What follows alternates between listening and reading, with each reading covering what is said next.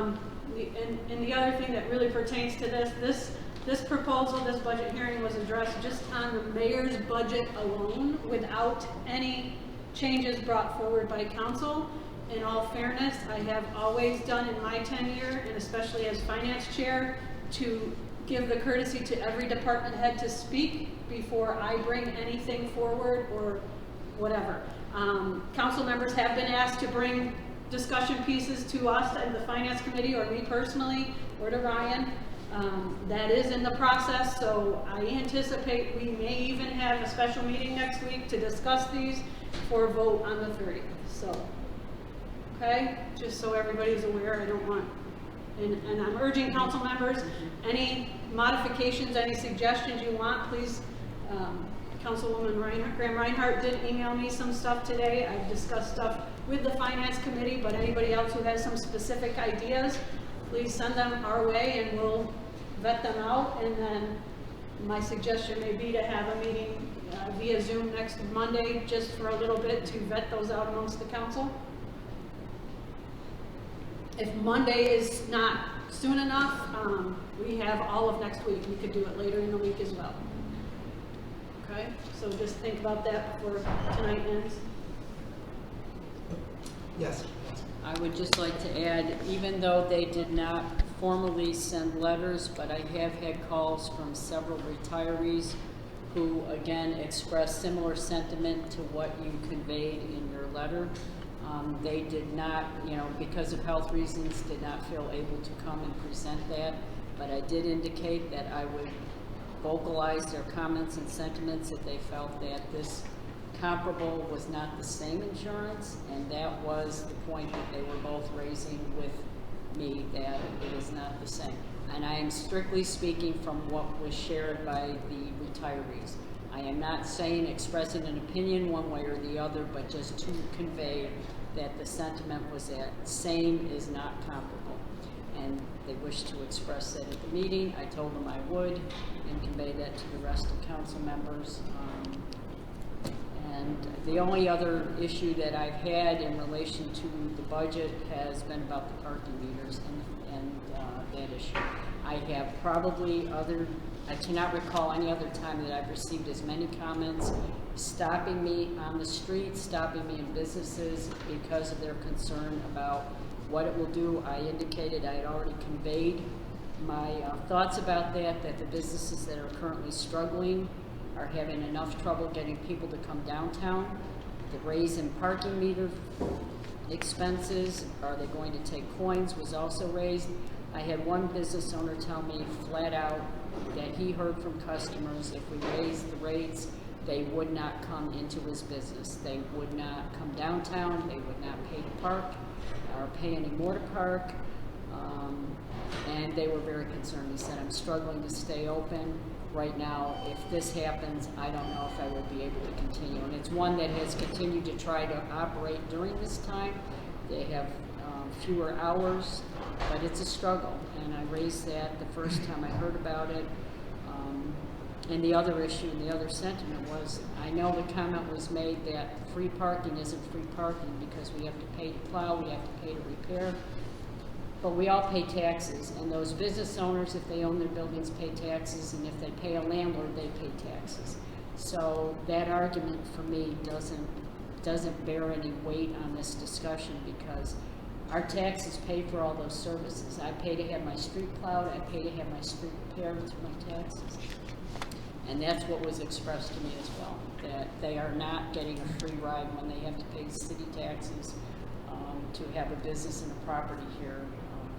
So I shared that I would, and it was brought up by at least 3 individuals. One was a resident, 2 were business owners that were very concerned and very upset about the proposal, especially the timing right now, because of what they're struggling with. So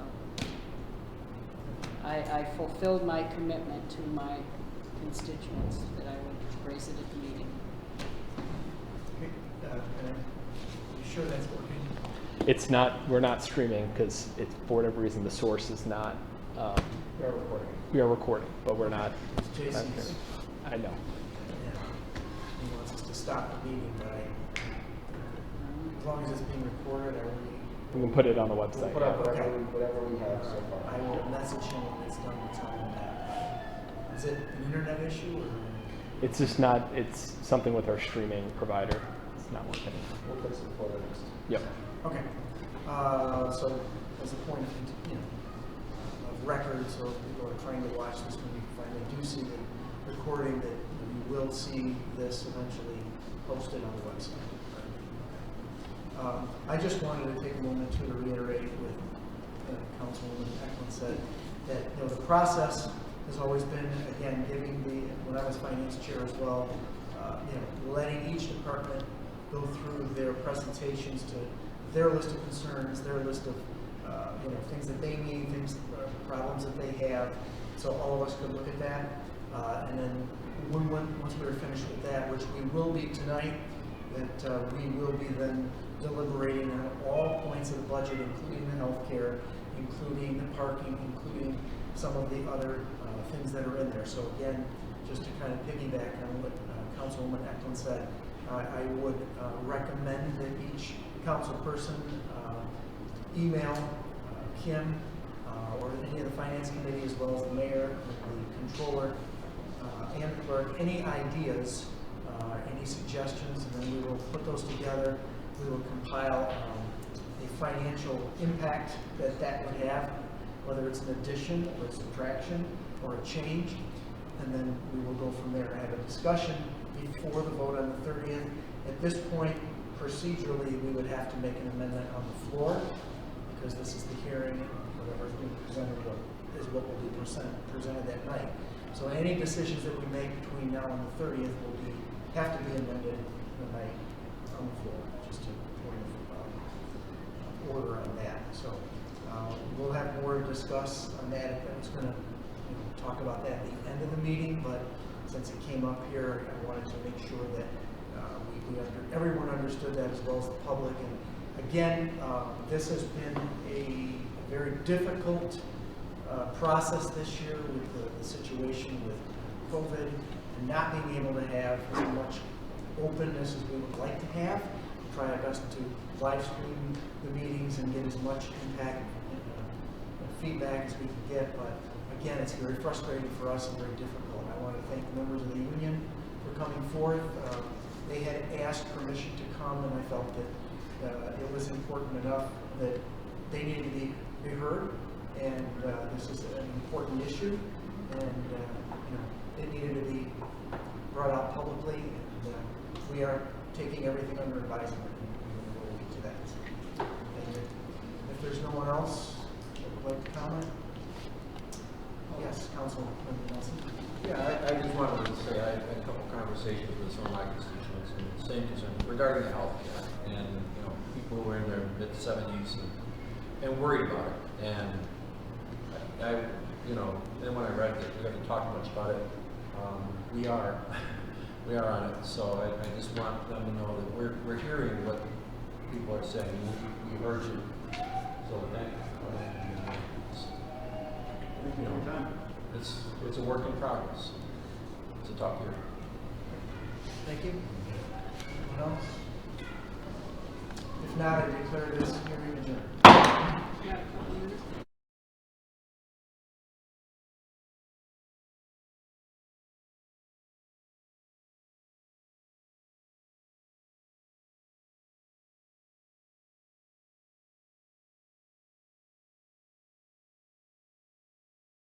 Why don't we just do that? Why don't we send it to at least the city Facebook stream, right? It's not.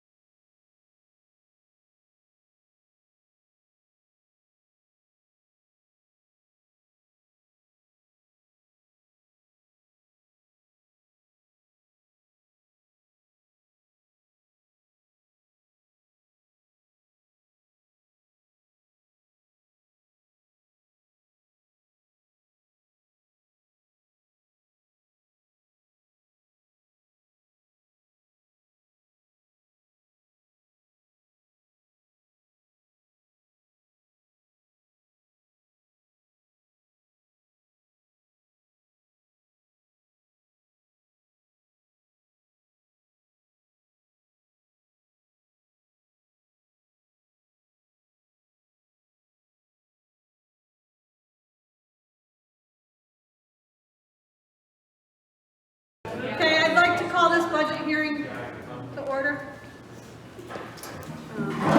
Tonight we have Department of Development and the Fenton Historical Center Society. So if we could, let's let the Fenton go first so that you can, Crystal has to stay for other things, that way you can leave. I have a handout. I'm not Sure. sure. Are we doing handouts now? Yeah, we can Okay. do that. We'll take them. I'll just start with you and pass it around. And where do I stand? You sit Oh, there. over here. That's you, right? Sorry, first one of these in the new format. So, the Fenton History Center is asking for the same amount that we've asked for the last few years. We're asking for $16,000 to support our maintenance and $10,000 approximately to support our utilities for a total of approximately $26,000. At the top of the handout here, you can see some of the history between the city and the Fenton History Center. The city purchased the Fenton Mansion in 1919 to use as a public park and a soldiers and sailors memorial. The mansion was used by many veteran groups, including Civil War soldiers, Spanish-American War soldiers. It was used as an inoculation site. It had all sorts of city uses over the years until 1963 when it was threatened with demolition. That was the year that the Fenton Historical Society started to preserve that building and to advocate for the cause of historical preservation in the city. A long-term lease was signed at that point, and a contract came a few years later in 1973 between the city and the Fenton. The city agreed to take on maintenance responsibilities while the Fenton agreed to be essentially a good tenant. There are three things that the contract allows the Fenton to do. That's collect the city and surrounding regional history through various stories, artifacts, archival documents, photographs, anything that we can collect that makes that narrative plain. Provide a museum that teaches through exhibits the collected stories and materials of our area, and present educational programs for all ages to educate our residents and visitors about the history that we collect. In return, the city of Jamestown has us as an occupant, and we agree to do all that we can to take care of the Fenton Mansion, take care of the grounds, make sure that it is a resource that can be enjoyed for many years to come. Our proposed budget for this year is $181,900. About a third of that is going to be coming through grant funding, if our projections are correct. Our payroll is about $129,250. We currently have 2 full-time positions and 3 part-time positions that maintains. We also have quite a few more volunteers than we have paid workers. We have about 80 volunteers who help us out year to year. They keep the Hall House Research Center running. They help us with our fundraising and our programmatic events, and they help in our day-to-day operations. The city contributions are about 9% of our general operating budget. It really is a really crucial part of our budget, especially without the utility payments and without this 9%. It's very unlikely that we would be able to operate in the Fenton Mansion. It's an expensive building to operate out of. It's got a lot of expensive maintenance requests. Really, that's with 2 historic mansions under our belt, you know, the Hall House next door and the Fenton Mansion. I'm not sure that a week goes by without something breaking down or a security system needing attention or a new leak, something, a tree branch coming down. There's always something happening. So if you want these buildings to stick around, I don't think you could ask for a better tenant, but we do need support. Usually at this point, I would start talking about all of the school groups that have come by, all the veterans groups that we support. I tell you how many states we have visitors from, that sort of thing. This year I decided to change up the format a little bit. We've had obviously changes in all of our circumstances. We started off this year fairly normally. We had our holiday exhibit last year, capped off with the Doors Open event that had about 600 people stop by the Fenton Mansion. We did our trivia event in February at Starbucks. About 50 people each week for all the weeks of February took part in that, buying food downtown, buying drinks downtown the whole way, supporting local business. In March, we kicked off what was supposed to be a year-long celebration of the 100th anniversary of women's suffrage at the national level. We had an event in mid-March where we had Girl Scouts come in from all over the region, including some as far away as Rochester. We were supposed to do that event again at the end of March for the general public, but we never got there. By March 23rd, the Fenton Mansion was closed to the public by governor's orders, and it stayed that way until the end of June. During that time, though, we did not stop. Not at any point did anybody say, let's just take a break. Within a week of our closing down, we made a plan, the staff, the board, and the volunteers at Fenton, to provide digital content, to keep engaging our audience, keep making sure that people could learn about the history of this area. Since March, we've made over 90 videos based around our museum artifacts and our exhibits, each of which have been shared on our social media, continue to live on our YouTube, completely free. Each of them has averaged about 400 to 500 viewers. We have collected photos and stories from the pandemic experience in Jamestown to make sure that future researchers will know what this was like for people that come in the future and want to know about what was 2020, what was it like to live through that year, what impact did it have on our region. We've also held 8 virtual genealogical workshops on many different topics that engage with people from across the region. While we were closed, all of our content was provided for free. We reopened the Fenton Mansion to the public on the very first day that we were able to, which was June 30th, beginning of phase 4 for the governor's reopening plan in Western New York.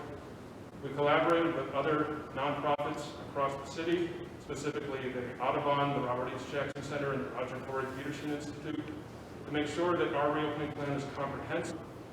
And we wanted to make sure we had something that was more than sufficient to keep our volunteers, our staff, and of course our visitors safe.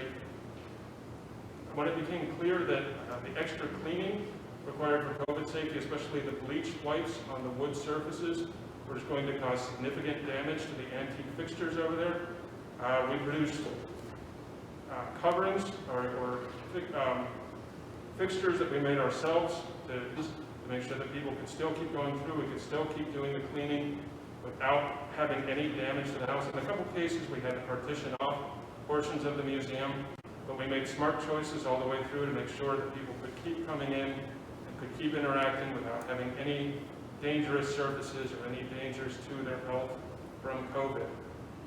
The interior rooms at the Fenton are really too small, unfortunately, to hold any kind of meaningful programming during COVID, what with the space restrictions between people. So instead, we've partnered with many organizations around the city over the last year and used some outdoor spaces to keep our programs going. Over the summer, we had 2 events honoring local veterans at Lakeview Cemetery. Also, thanks to the help of the DAR House, we were able to restart our Veterans Canteen. This is a monthly event where veterans from World War II up until the present day gather together. They have coffee, they have cookies, but more importantly, they have companionship. They're able to talk with each other. A lot of people have told us that they really depend on these meetings because otherwise they're kind of shut up with themselves and shut up inside their houses. Along those lines, too, several of our staff members who are involved with Veterans Outreach will be helping in the next few weeks to distribute Thanksgiving dinners to veterans who are affected by mobility issues, particularly ones who would normally have family coming to visit, but obviously can't depend on that this year. So we continue to provide some really valuable services in that regard throughout the community. We are also honored to partner with some organizations around the city, specifically Jamestown Pride, the Mental Health Association, Hope Chautauqua, Prevention Works, the National Comedy Center, and the Robert H. Jackson Center to plan, organize, and celebrate National Coming Out Day this year, which was held at the Robert H. Jackson Center, streamed online for free. It happened right after the LGBT flag was raised out here in Tracy Plaza. We continue to provide a safe and welcoming space for clients from the Resource Center and Aspire, several of which have come to volunteer with us this year. There's one young man who is very smart, wants to learn to be a docent, in his words, not a tour guide, but a docent. He's been learning all about our exhibits and coming up with a tour script that he can put on as soon as we're able to open for guided tours again. We have others who legitimately just wanted to come in and clean, and we were happy to give them the opportunity to do that in a space where they could be engaged with some of the content around it as well. We also modified our popular Saints and Sinners stores this year, that go through Lakeview Cemetery. We canceled the carriage portion We made adjustments to the walking tours, limited the size, made sure that our speakers had microphones so that they didn't have to be close to people and so that they could wear masks. Everybody wore hand sanitizer, we didn't sell food, etc. Just so we could make sure that people could still have a program in person in Jamestown. We don't have to give up everything we were doing, but we did also have a virtual version of that, totally different from the in-person tours, something that our volunteers and our staff put together. It took dozens of hours to put it together, but we wanted to make sure that people that don't feel safe coming out during this time of year or during this time in general, I suppose, have an alternative, have a way to keep engaging with their history, have a way to keep getting educated. We also did that, it's not on here, but we also did that for our Halloween tours. We weren't able to do our Halloween tours because they're indoors, but we wanted to make sure that people could keep engaging with the content that they've come to depend on from the Fenton. We did a fully digital version of those.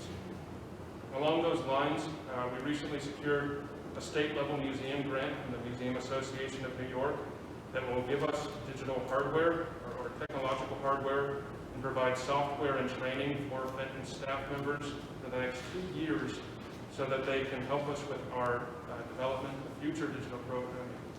COVID or not, this is the wave of the future. This is something that will help us to attract tourism and eyes in our region from across any distance once we get onto the more digital programming.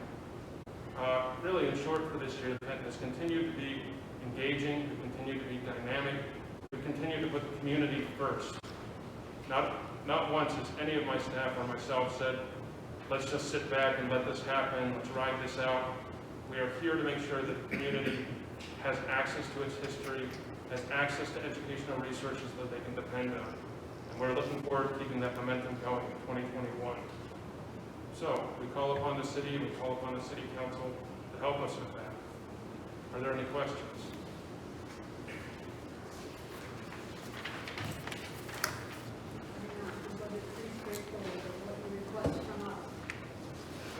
Thank you for everything you do in the community. And Absolutely. I, for one, personally know someone who really appreciated the Veterans Canteen and the opportunity it gave them for some camaraderie. So, thank you. Wonderful. Thank you for sharing that. I would just like to comment as well, what you don't see here is the volunteers from the Board of Trustees who do lawn mowing and tree trimming and maintenance within the building as much as they can do. I've been amazed since I have been an ex officio member of the board when I hear them talk about how much time they spend volunteering. And when I mean volunteering, they put in a lot of sweat equity into preserving that building.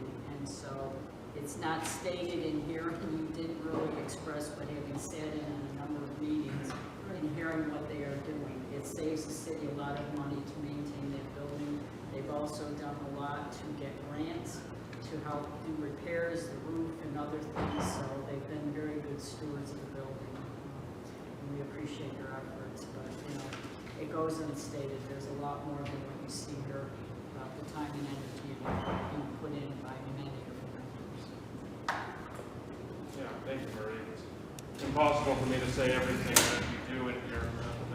I wanted to give a sense of what we've been trying to accomplish this year and how we've been trying to move forward despite adverse circumstances. But what you're talking about is something that continues on from year to year. The board shows remarkable commitment, the staff show remarkable commitment. Everybody is on board to make sure that the Fenton Mansion, that the Hall House next door, that the grounds are as presentable, are as welcoming, and as accessible as possible to the general public. I too want to reiterate what Councilwoman Eklund said. It looks as though you and your staff really turned on a dime here.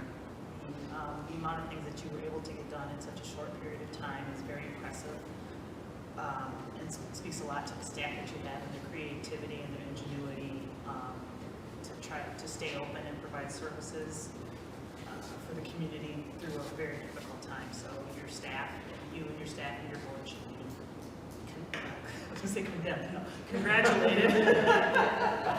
I wanted to say commended, I didn't mean condemned, no. Oh, geez, I was going to say, I think I'm going to pass that on, but I'm not so sure.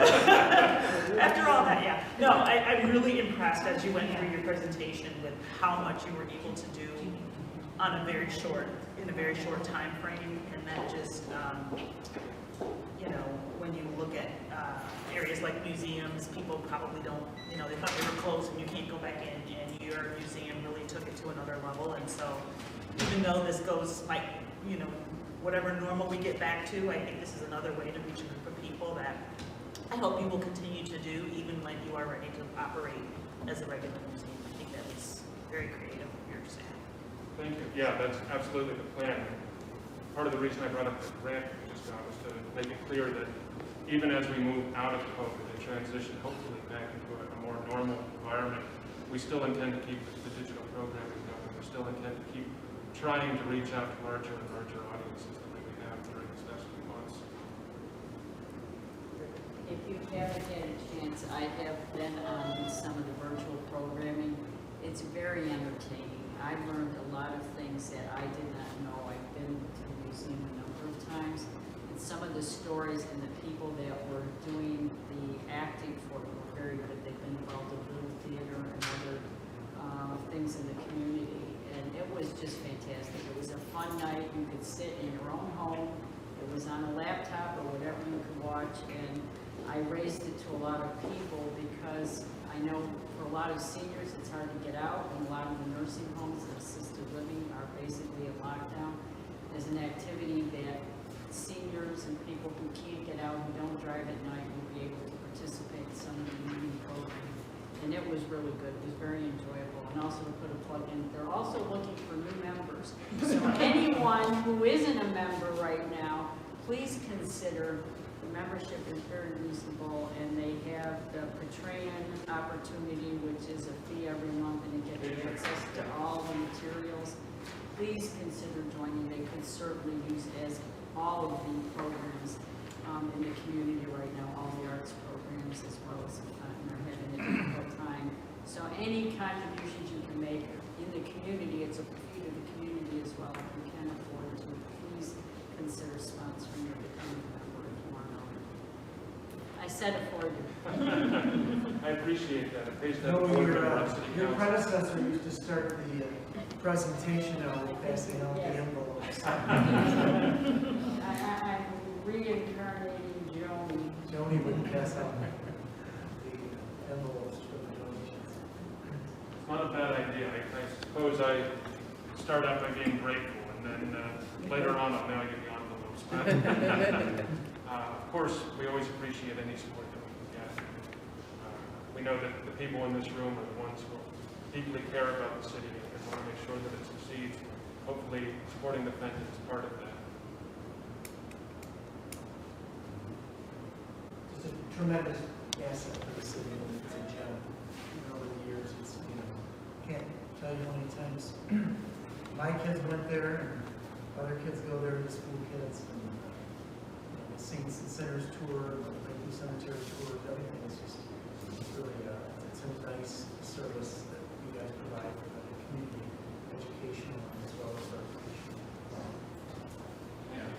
I guess, just repeat your, you know, have to say, yeah, you've got my full support, and I'll talk to you later about joining. Absolutely. I'll talk to you later about joining. Oh, yeah. Absolutely. Because, and I was really interested in the videos that you made. Great idea. That's an awesome idea. Yeah, check out our YouTube. They haven't got as much traction on YouTube as they have on Facebook, but they're all available there. Fenton History Center on YouTube.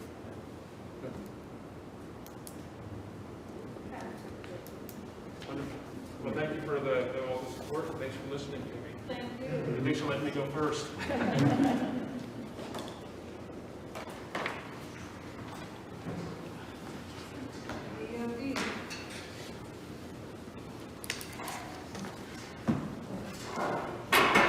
That's a hard act to follow.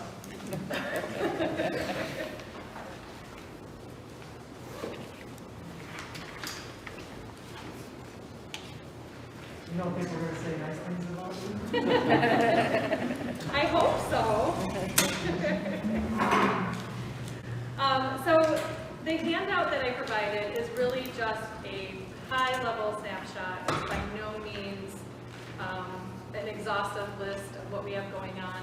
The mayor asked us to put together, I guess previously, Vince would put together a list of accomplishments for the department. The mayor asked us to wait to do that and do it at the end of the year when all the departments will be asked to do that. So I wanted to still provide something just to show you what we've been working on, among other things. And I'm happy to answer any questions. Again, it's really just a snapshot. By no means is it a really detailed list. So with that, as we all know, it's been an extraordinary year. Some unprecedented changes that we've all experienced.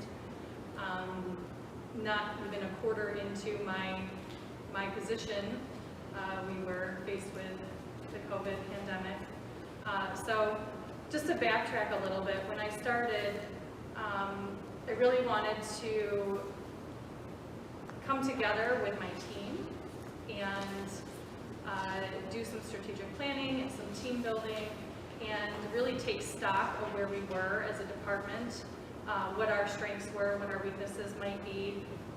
So we did get, a little derailed by the pandemic in that process.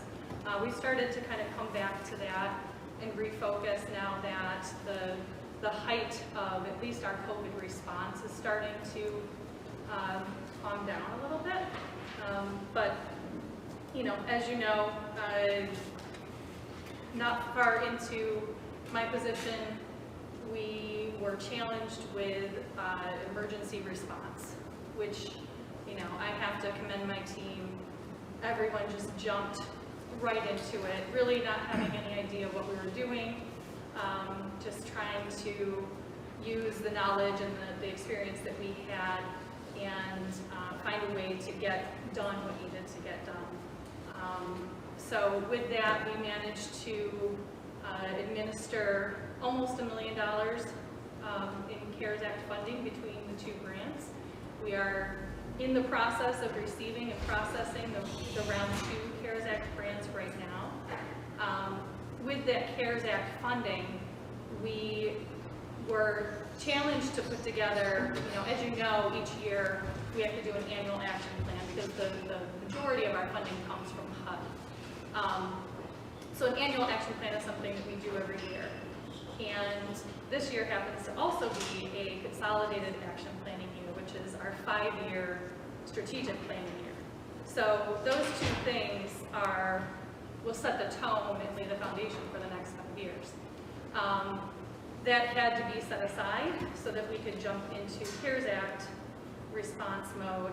And those plans that we developed for the CARES Act funding essentially were an additional annual action plan. So we've, had to do some more planning than normal, and administering of those plans and administering of the grant itself. I commend Stephanie Wright, who has been processing all of the applications. The 3 programs that we developed were the Small Business Relief Fund, Rental Assistance Program, and the Utility Assistance Program. So, as I mentioned, those are kind of coming to the tail end. We're in round 2, working on processing those applications now. So, going forward, we are currently working on our 5-year consolidated action plan. We've done quite a bit of public engagement so far. We had some public meetings. We got a lot of feedback, a lot of really great feedback. We're taking all of that feedback and we're incorporating that into our 5-year plan. So a draft for the plan will be ready at the end of this week, November 20th. We'll have that up on our website. That will start our 30-day public comment period. So that will be available for all of you. We'll make sure that you get a copy of that, and we certainly welcome and want your input. Our goal is to have, after that 30-day public comment period, we'll have a final public hearing, and then we'll bring it back to you for your approval. and then once we get that, it's actually due to HUD December 30th. So that's kind of where we are. That's what's been keeping us busy, among many other things, trying to continue on with, you know, the pandemic, believe it or not, has not stopped things from moving forward and progressing. You know, a lot of things were kind of put on the back burner with permits and projects moving forward. So there's some things that were sort of delayed, and there are a lot of unknowns that COVID has left us with in terms of development projects and looking at what does the next 6 months look like? What does the next 12 months look like? What does the next 3 years look like? You know, so as we work through our consolidated plan, but we also get back to our department's strategic plan, trying to, and it's you know, hard to do this, right? Like, this isn't something that any of us has experienced before, but trying to sort of predict what kind of fallout from the pandemic we'll be faced with, whether it's economic development projects or it's housing, you know, dealing with the housing issues that we already have. So, you know, we've got a lot of work to do, and you know, it's going to be a long couple of years, I think. So our department we're ready. We know that it's going to be a lot. But we have great tools, we have great resources. Our HUD partners have been wonderful to work with. Our community partners have been amazing to work with.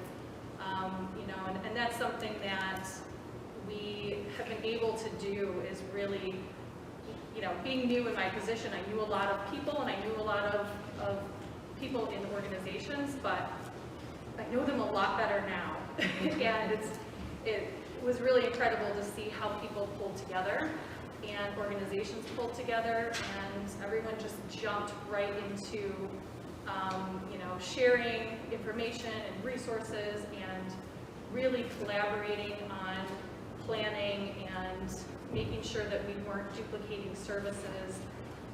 So we anticipate that will continue going forward. There will be a lot of collaboration and coordination with other agencies, other organizations, and with the community at large. So, you know, we've got our work cut out for us, but I think that we're ready.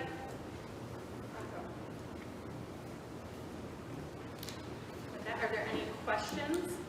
I guess in the past, one thing that has happened is the amount that the city provides to your department is explained and explained to these council members as to what that money is going to be used for. I'm sure Grant has no clue, being new, and Jeff is very unfamiliar with it. So if you could go through that for their benefit. Certainly. So we do have, and this is our reporting really that we provide to Jura. And we're happy to share that with you. And it's a breakdown of what our expenses are and what our budget is looking like for the coming year. I will point out that the request amount for $429,400 for this coming year is a bit higher than what we had requested for the 2020 year, which was $415,000. There are a couple of reasons for that. One of which is the anticipated increase in wages and benefits. We have one employee who is retiring this year, and we also will have to bring on a new code enforcement officer to train under that employee for a few months. So there will be a little bit of overlap with that. Additionally, we utilize the MyGov software program. In years past, the way that was shown in the budget was it's a software program that is partially paid through the Zombie grant, which our attorney was initially hired under. He now is technically employed by the city, and the zombie grant funding is now being administered through the city. So we're showing the difference between that. So we do get reimbursed for a portion of it, but we still have to pay that software cost. So that is a cost of $33,000 per year. We get reimbursed for $13,200 of that. So it's still a $19,800 difference. By reimbursed, you're saying reimbursed from the zombie grant? Yes, yep. And so the zombie grant will go directly to the city, and then we'll get reimbursed by the city. That is the number you gave me earlier, right, Ryan? Yes. Thank you. That's good.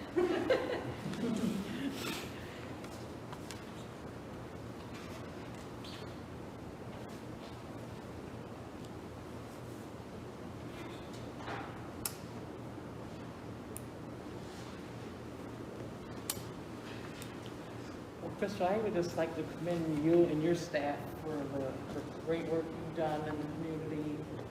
I know when people hear your name, they're like, oh, they get so excited about you, and you hear nothing but good things about the people who work with you, that come in contact with you. Everyone is excited that you are here. And again, I just like to thank you for, through this covert, I've had a personal involvement, and I just like to thank you how that was handled. She was getting ready to be kicked out of her house and, utilities and things. And so you and Stephanie, you're amazing, stepped up, and how you're just doing, not only with that, my personal experience I had, but with a lot more people who took advantage of that. And so I just can't wait to see what's going to come out of the second round of that. So I just want to just thank you for the work that you have done. And you're refreshing, and you are just a breath of fresh air. And I just thank you and your staff. Thank you, appreciate that. Not that Vince wasn't a breath of fresh air, but. Big shoes to fill. Ryan, do you know what page on the budget is? Did he give, is his budget 429,400? Yeah, that's, it was 94. Page 94.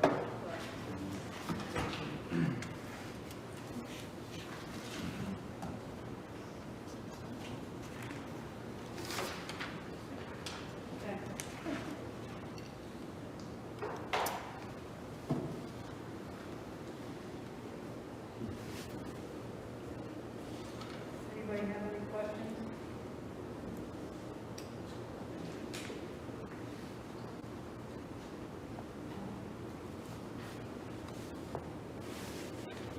I have a quick question, excuse me, being new and maybe some ignorance here, but what is the JLDC admin fee? What is the admin fee? The JLDC, Edmund? Yeah, the admin fee. So we also administer the Jamestown Local Development Corporation. So that's the admin fee, annual admin fee to do that.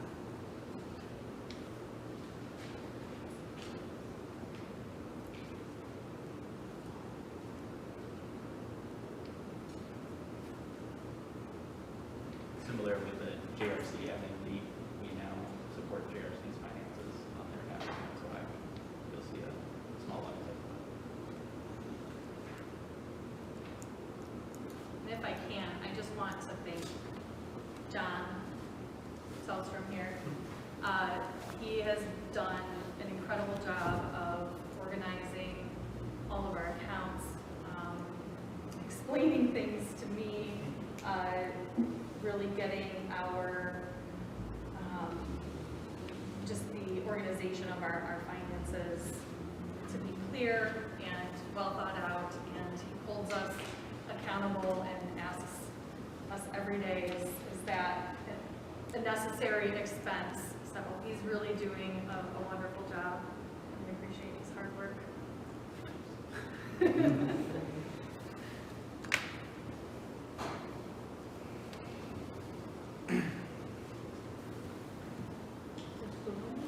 The CDGB is it already up on the website for the CDGB? For the next program year? Yes. No, because that's the annual action plan that we would be in currently, which we're in the process of doing now. once we get through the end of the week. So Friday, end of day Friday, it'll be up on the website. The reason why I'm asking, I've had calls, and just to, especially right now, because of the economy and everything that's going on, I'm getting more calls from people with disabilities concerning accessibility. I know in the past we've had a ramp fund, but now I'm getting other calls. Rural USDA, if you live outside the city, provides funding for accessibility features, ramping, and internal structural changes. And I know we haven't done anything with that, but I wasn't sure if there was anything being included on accessibility, especially right now. People are trying to stay in their homes, and I think anything we can do to help with that, that advent of keeping people to stay and maintain their properties. So anyway, I'm interested in that, but I'll wait to see. Just a quick question. Sure. City Council budget report that you have in the first handout. This one, the nuisance statistics, they seem kind of low. Like the high grass and weeds, that does not include the properties that are taken care of by the Parks Department. Correct. These are just, I mean, it seems like an awfully low number. These are just the ones that go through DOE. Yes, and you know, part of that may be the way that they're coded when they're put into the MyGov system. If there's if there's more than one complaint, so it may end up getting cited for junk and debris, and high grass might be an additional. They seem kind of low. Yeah. The front yard parking, there's a lot of that. Yes. It just seems kind of low. The numbers there. Yeah. I couldn't see. What's domestic animals? Dogs, cats? Believe it or not, pigs, chickens, Farm animals. farm animals. That's an addition. Yeah.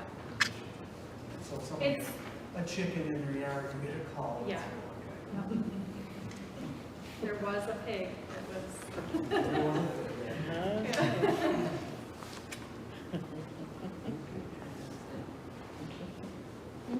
So, just kind of thinking again, so there was a pig, there's been some calls, so does that mean the person has to have like a permit pig? Farm animals are not allowed Still not in the allowed, city limits. even if they're like those little teacup piggies? Correct. Hold on, I'm trying to get them. Yeah, Oh, as interesting. cute as they are. Interesting, So okay. we can't go to Tractor Supply and get those little chickens and things. No.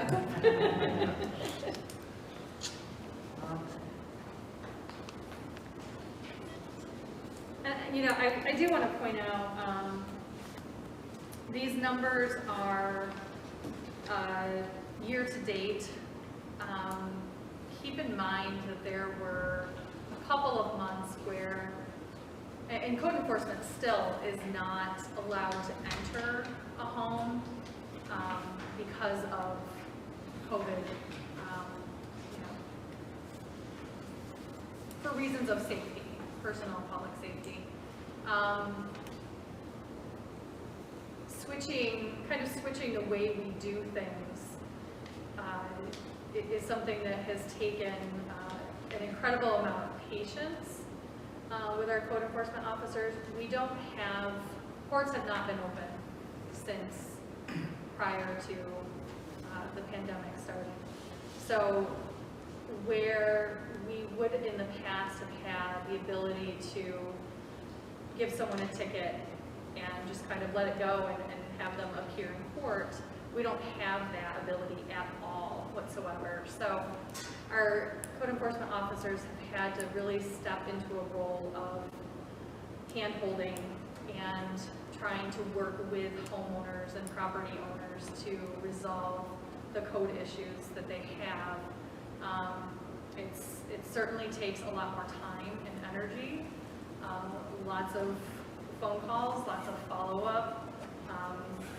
There's one particular code violation that we've been dealing with, that our code enforcement officer, Todd Peterson, has literally spoken to the property owner every day, often multiple times a day for the past week and a half, under threat of having us go and actually tow vehicles and clean out his property at his expense. So, you know, Todd has been really great, really patient, has answered every single phone call, has shown up to his property multiple times a day to kind of walk him through and talk him through what he needs to do to bring his property up to code compliance.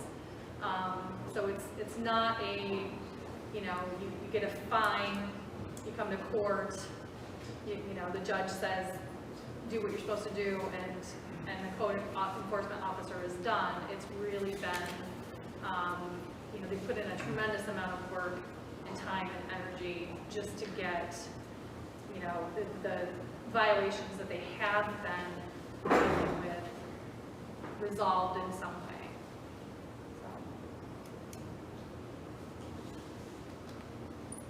So really what you're saying is you can only deal with what you can see from really the sidewalk or the edge of the property, where before you had the opportunity, if there are things outside, you could also, if they were willing to let you come in, you could see other things closer to the property. Yeah.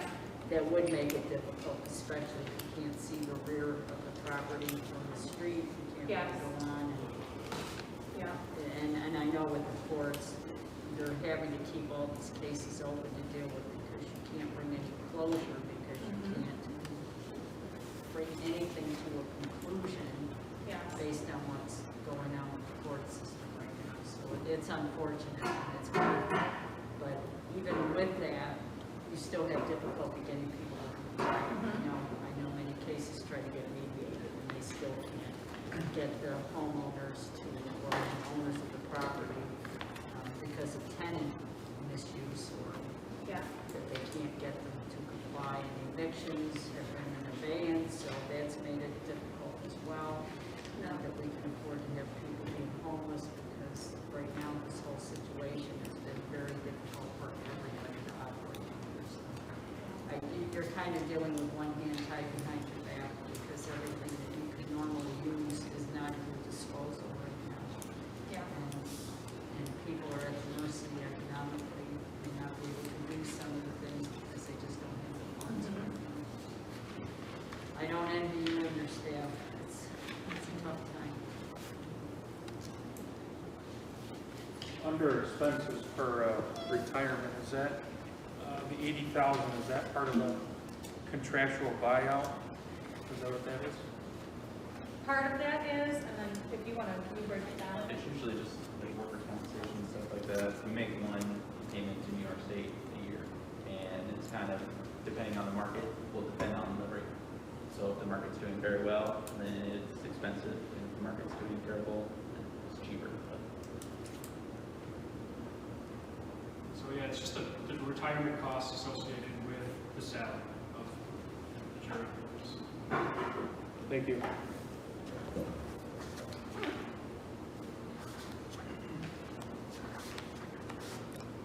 Anybody have any other specific questions for Vera?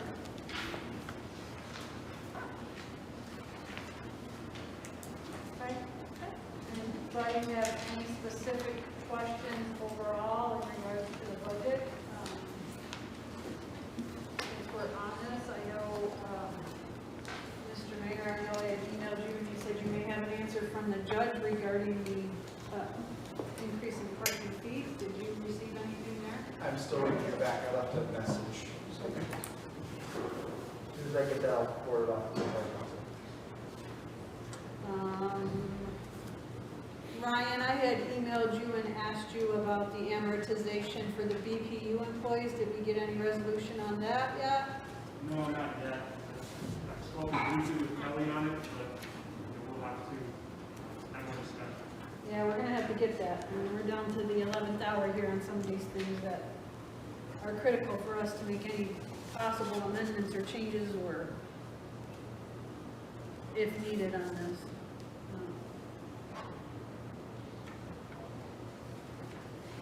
And then just to reiterate, Mayor did put in the budget an estimated New York State additional funding, correct, at the 20% reduction? Yes, the grant, that's correct.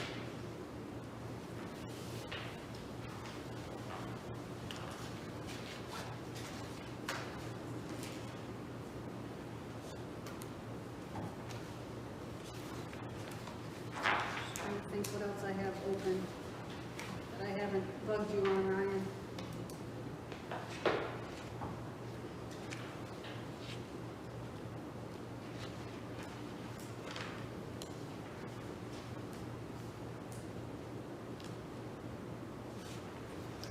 Those are the big things right now for me.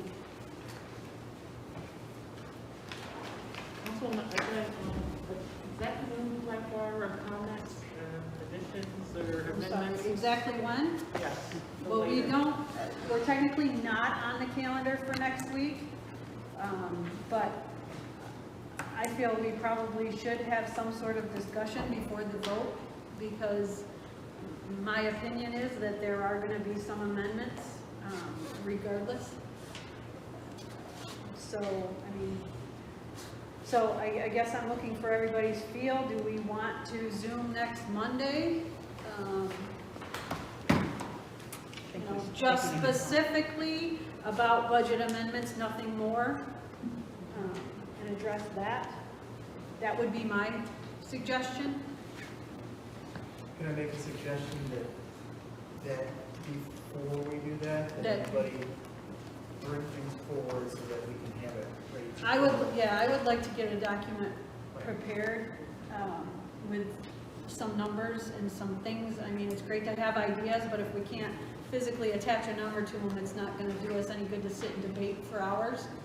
So if you could get those to me maybe by the end of the week, and I will spend my weekend working on that.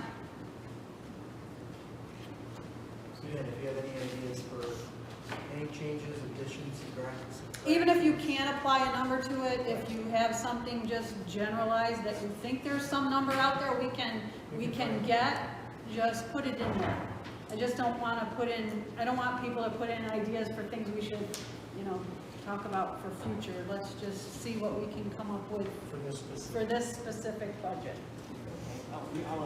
If anyone has any specific they want to talk about, just reach out to me. I'm happy to help Yep. put the number to. You can put a number to those. Actually, I would like to ask you, because I thought the state had given us $1 million for the central garage that was proposed.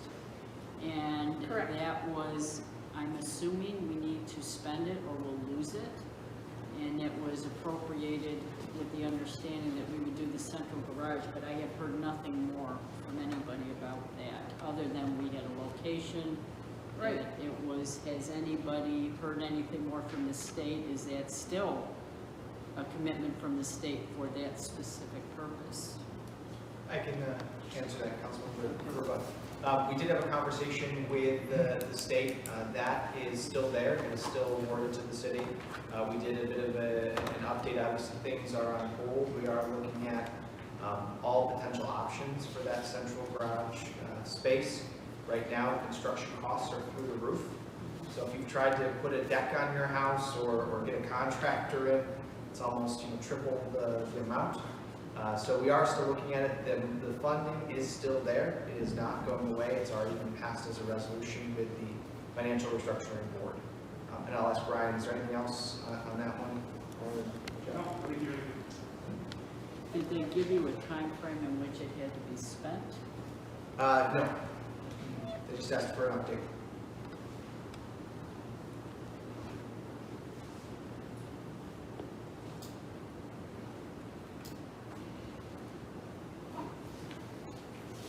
I think that wasn't the financial restructuring board though, that was the smart cities bond, right? Part of it. Bonding, Yeah. Part of it was bond, part of it was Financial Restructuring Board. but it was, the state did commit $1 million for that project. Right, But I just Right. thought sometimes you have to complete it by a certain time, or right. I I just want to make sure that it's not an issue of losing it rather than spending it, because we probably will not see that again, Correct. or that opportunity again. Last year or earlier this year, we approved the design phase of that, but we haven't seen the design at this point. It was this year. I think we had sent out for the design phase. That's what we voted on. Oh, okay. Nothing has come back at this point. I have not seen anything. The point is, Jeff, they're asking about the design phase for the central garage. Sorry? They're asking about the design phase for the central garage, where it's at. Have we received anything? Not the subject, right? The The design of it, the engineering design. firm, we got a design or I mean, plan you on said- it? What is the design plan? Well, because we're looking at a second option right now. We do have a conceptual plan that was probably 85% completed. We put that on hold, COVID hit. We are looking at another option right now and bring something back to the council next month, Okay. next work session. But there was a resolution for some drawings to be done, I think. Right. And that's, we Couple haven't, $100,000. yeah, we haven't, that was all through construction. All we've done is conceptual drawings. Not really, shouldn't say that. We've done a site plan at this point. Nothing really required. I can show you what we did there. Like I said, I think we're going in a different direction, thinking about a different direction. So was that money spent that was allocated for that? Not all, not just a. We did borrow. percentage. It was included in the ban that was issued in March, $150,000. We have not spent that money. Okay. We spent, I think, $17,000. Right. Okay, yeah, that is the question. Yeah, thank you. I don't know the exact number, but very little. Anybody have anything else? So do we want to meet at 7 or 7:30 next week? What's anybody's preference? Or earlier? I mean, we've been here at 6:30, so. I'd like earlier. 7? 7 Is good? that by Zoom? Yep, via Zoom. Via Zoom. If I could have you set that up. We'll have the clerk send out Yep. legal notice. Yep. Yeah, for the So we'll also send out calendar appointments with Zoom information. Thank you. I could do it, but it'd be 40 minutes long. Good way to get it done, but. But we no longer use Zoom. I don't have a license. The 23rd, the 23rd. Microsoft I just want to Teams. make sure we're on there. Okay. Anybody have anything else for the budget purpose? Okay. Got a couple minutes, and then we'll start right at 7:30 with our regular work session.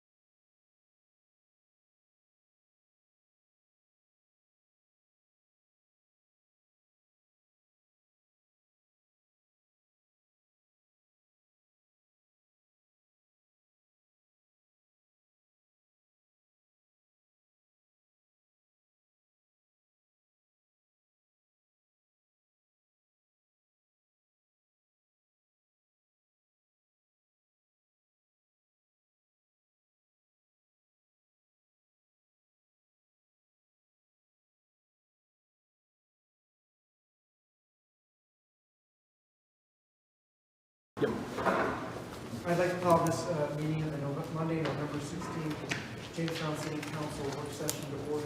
Clerk, please call the roll. Councilmember Sheldon. Here. James. Here. Aruba. Here. Olson. Here. Nelson. Here. Eckler. Here. Graham Reinhardt. Here. Russell. Here. And President Wilson.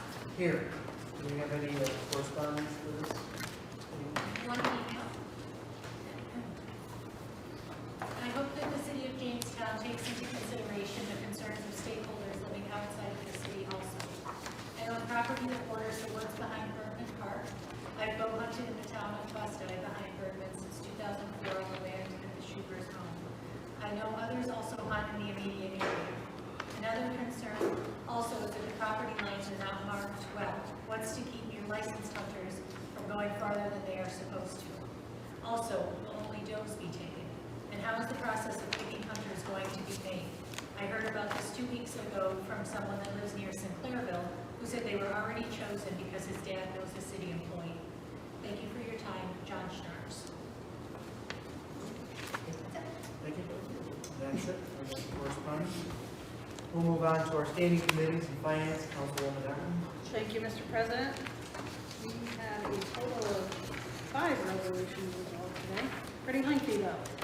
So the first resolution is resolved that the agreement between the mayor and DFT Communications, 40 Temple Street, Fredonia, New York, 14063 to provide voice over IP telephone service and internet service and related communication services to the city of Jamestown is hereby amended to include the fiber optic cable at a cost of $402 a month, bringing the total amount of the contract to $4,058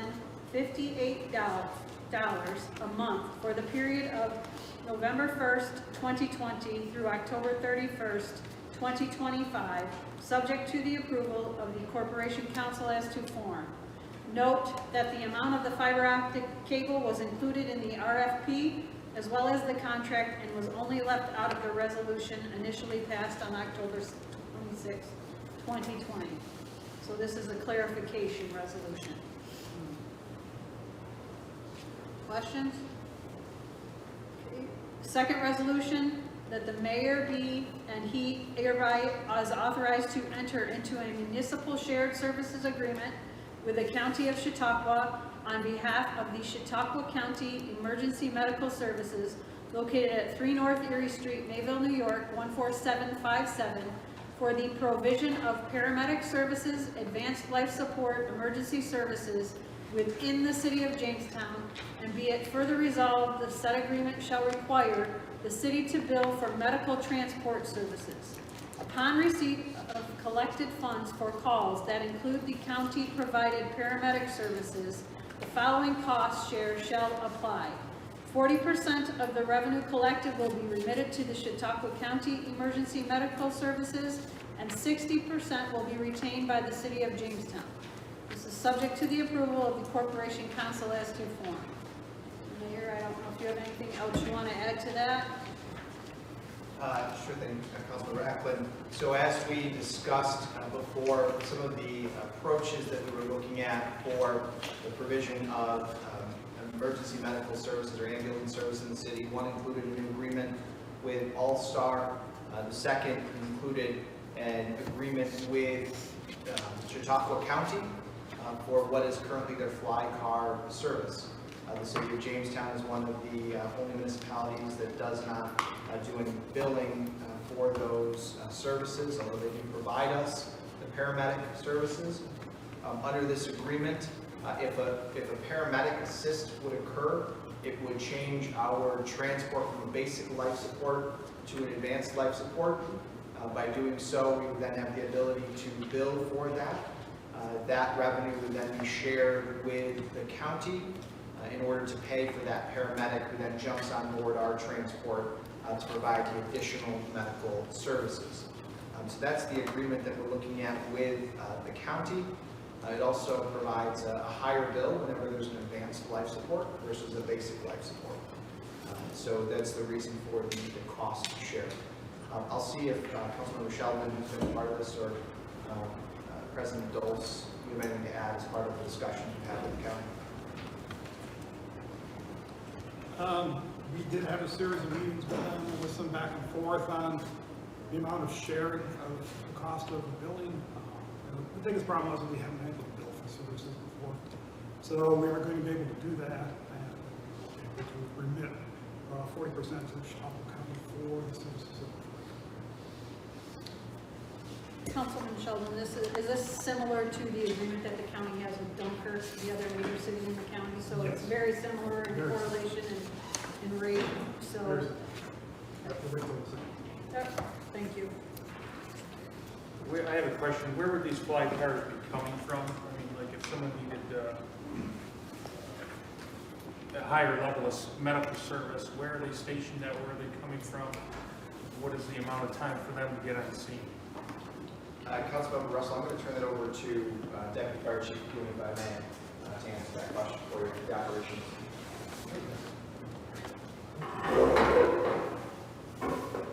Currently, the county staffs full-time fly cars around the county. The closest one to us is in Fenton. They're staffed 24 hours a day, 7 days a week. During the day, during the week, if they have staffing available, they'll place a second one, I believe in Lakewood, is where that is currently stationed. So they'll be two. Generally, their response times are under 5 minutes. Okay. Any other questions regarding this resolution? So does All-Star actually do the billing in those situations? Who's doing the billing? Okay, so for clarification here, right, this is only when All-Star can't provide us paramedic services. So who's doing? This is just when Jamestown transports. So we're gonna do our own billing So then? we would have to do our own billing. Who's doing that? Currently, Or like, how would we do that? there is an option for us to do that through the agreement that we signed with All-Star. But we don't currently have software in place or a structure in place to do that. But that's what I'm saying, so our plan is in a situation right now, if this works out, we're billing, All-Star would still do the billing on our behalf? If we choose to take that option, but that is not currently the way. By signing this agreement, it doesn't give All-Star the right to send bills. And we don't have a way to do any billing at this moment in time. And that's what you were previously talking about, that we needed, as a city, we needed to get software. That's correct. And we did not have. That's I correct. believe you requested that in your budget for this software so we could start to do that billing. So even though we're signing these agreements and we're looking to generate some revenue, we don't even have the software in place or any way to bill for these services. Is that what you're saying? That's correct. Okay. Once we start billing, get the software in place and the hardware in place to do that, then this agreement will go into effect with the county. If I may add, the agreement does make it contingent on the city building. Obviously, we don't do that currently. It is something that we are looking into and hopefully we'll have for vote in December when the budget's completed. But this is contingent on us billing. Obviously, if we're not collecting revenue, we can't give money over to the county. So it's very clear that it's just revenue collected. If we don't collect revenue, there's no money then shared with the county. There's no way to sub that out through All-Star though? There is, as part of, as Deputy Fire Chief Kuhn mentioned, there is a provision in the All-Star agreement that was passed that allows All-Star to bill on our behalf and then remit us the collected funds.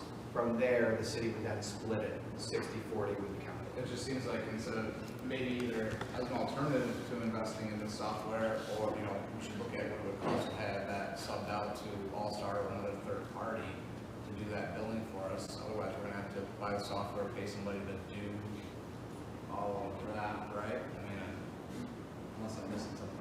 No, we still need reporting software. Okay, right now, we're doing all of our reporting by hand. It's all handwritten.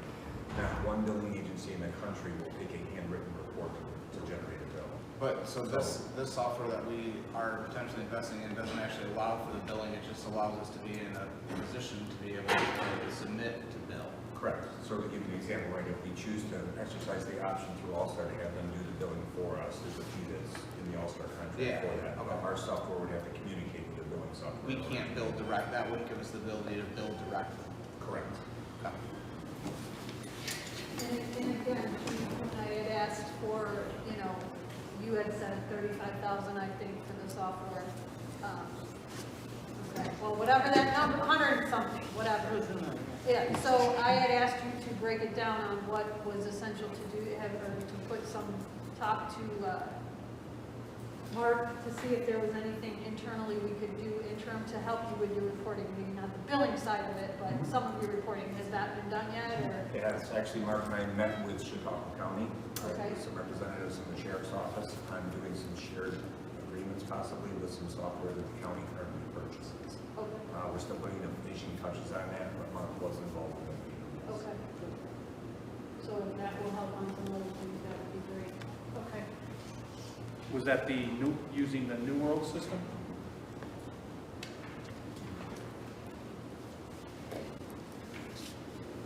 Anybody have anything else regarding that resolution? Okay. Move on to resolution number 3. Resolve that the mayor be and he hereby is authorized to execute change order number 1 to the concrete work 2020 Newton Avenue, Cary Place to Thayer Street, contract with Husky Enterprise, 12 Brook Street, Lakewood, New York, 14750, to include changes as follows. Add flat work 4 inches, $11,415.13. Flat work 6 inches, $1,600.37. Cast iron DWS ADA for additional crosswalks, $2,024, for a total increase of $15,039.50, subject to the approval of Corporation Council as to form.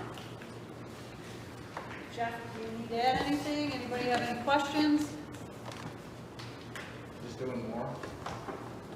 Yeah, based on the low bid prices, we were able to extend 2 more blocks. Good. Happy residents. Bone Street looks really good. We're happy. Okay, resolution number 4. Whereas the New York State has enacted legislation authorizing various cities to amend the Vehicle, Jamestown Traffic Law, and the Public Officers Law to establish a demonstration program that would implement speed violation monitoring systems in school speed zones by means of photo devices, and whereas speeding motorists are a pervasive problem in some areas of the city of Jamestown and often a significant factor in accidents that sometimes result in death or injury to motorists and pedestrians, and whereas speeding motorists are especially an issue in school zones where children and families are vulnerable to distracted speeding drivers. Under the current provisions of law, a police officer must be present at the scene of a speeding violation to observe the violation and serve the operator of the vehicle with a summons. And whereas technology presently exists which will photographically capture vehicles speeding without the presence of a police officer. This speed sensing technology can determine the speed of a vehicle and capture and record the data by photographic, micrographic, videotape, and other recording system, and produces an image of a motor vehicle at the moment that it exceeds the speed limit. This image can then be used as evidence in a proceeding to impose liability on the owner of the vehicle for a speeding violation. And whereas legislative enactment and amendment of the VTL and POL will give the city of Jamestown a greater ability to enforce appropriate speed limits through school speed zones and allow the city to adjudicate the liability of owners for violations of posted speed limits and to impose monetary fines. Resolved that the mayor be and he hereby is authorized and directed to request home rule legislation from New York State Senator George Borrello and New York State Assemblyman Andrew Goodell related to the above referenced matter. Whole lot of legal Break it words. down. So, that being said, Mayor, the floor is yours. Sorry the summary was so long. So for the members of council, as you all know, this year we looked at and the council members passed some legislation regarding stop arm cameras for school buses.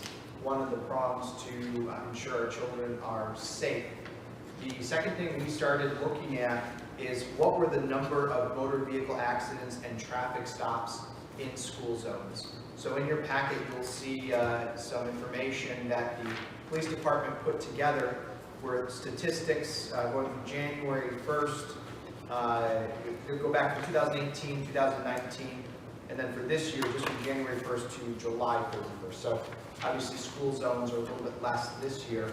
On average, we normally see 300 to 400 vehicle stops and motor vehicle accidents in school zones across the city. With a district that is primarily a walking district for our kids, we thought it prudent to start to look at what other cities have done to reduce those folks that speed in the school zones. We don't always, I mean, as a reminder, the numbers I'm giving you here are the ones that we've stopped, right? The ones that we've had officers actually see or report or stop. The intention for this was to look at what other cities were doing for speeders in school zones. There is a pilot program that has been authorized by the state for certain cities. The city of Buffalo is one of them, New York City, and a couple others along the way. So what we are looking to do is to ask that the city of Jamestown be placed into that pilot program to see and to catch those that speed in our school zones.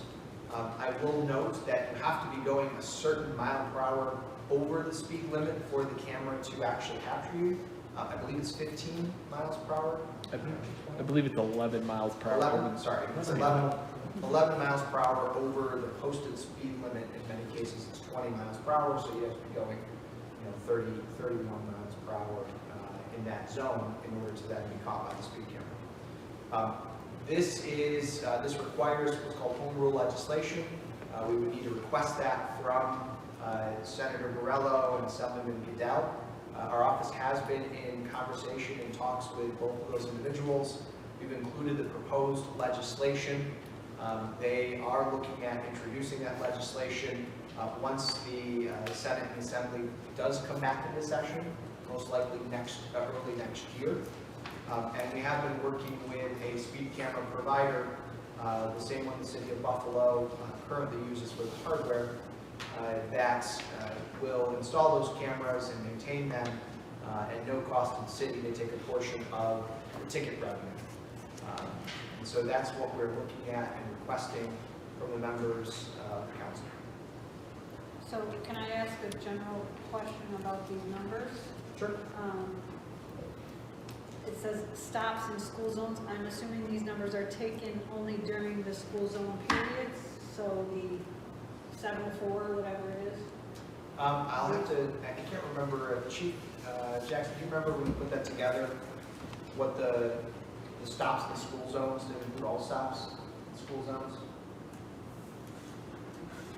Because that's going to be a question. Sure, if you're issuing tickets in school zones after school, it's irrelevant. It's 24 hours a day in the school zone. That's where those systems came. But the enforcement is not, because this question was raised, I had it that after 4 p.m. The signs say after 4. Right, right. So it would not be enforced after 4 because I'm going to have a lot of, okay. The speed limit changes. Right, correct. But that's the question that's going to get asked. But there was a concern raised by some residents in my ward saying that they wanted to know, this was even before the camera issue, maybe because of Buffalo. It came up and asked, do they enforce the speed limit in a school zone 24 hours a day? There were people that believed that it was enforceable 24 hours a day. I requested Corporation Counsel, Mr. Ramondo, and I think I don't remember. When you say enforceable, though, do you mean? What they felt that they were told by someone mistakenly that if you drove through a school zone at 8 o'clock at night and you were exceeding the school zone speed limit, that you could get a ticket. And I tried to explain that, but they would not believe me until I believe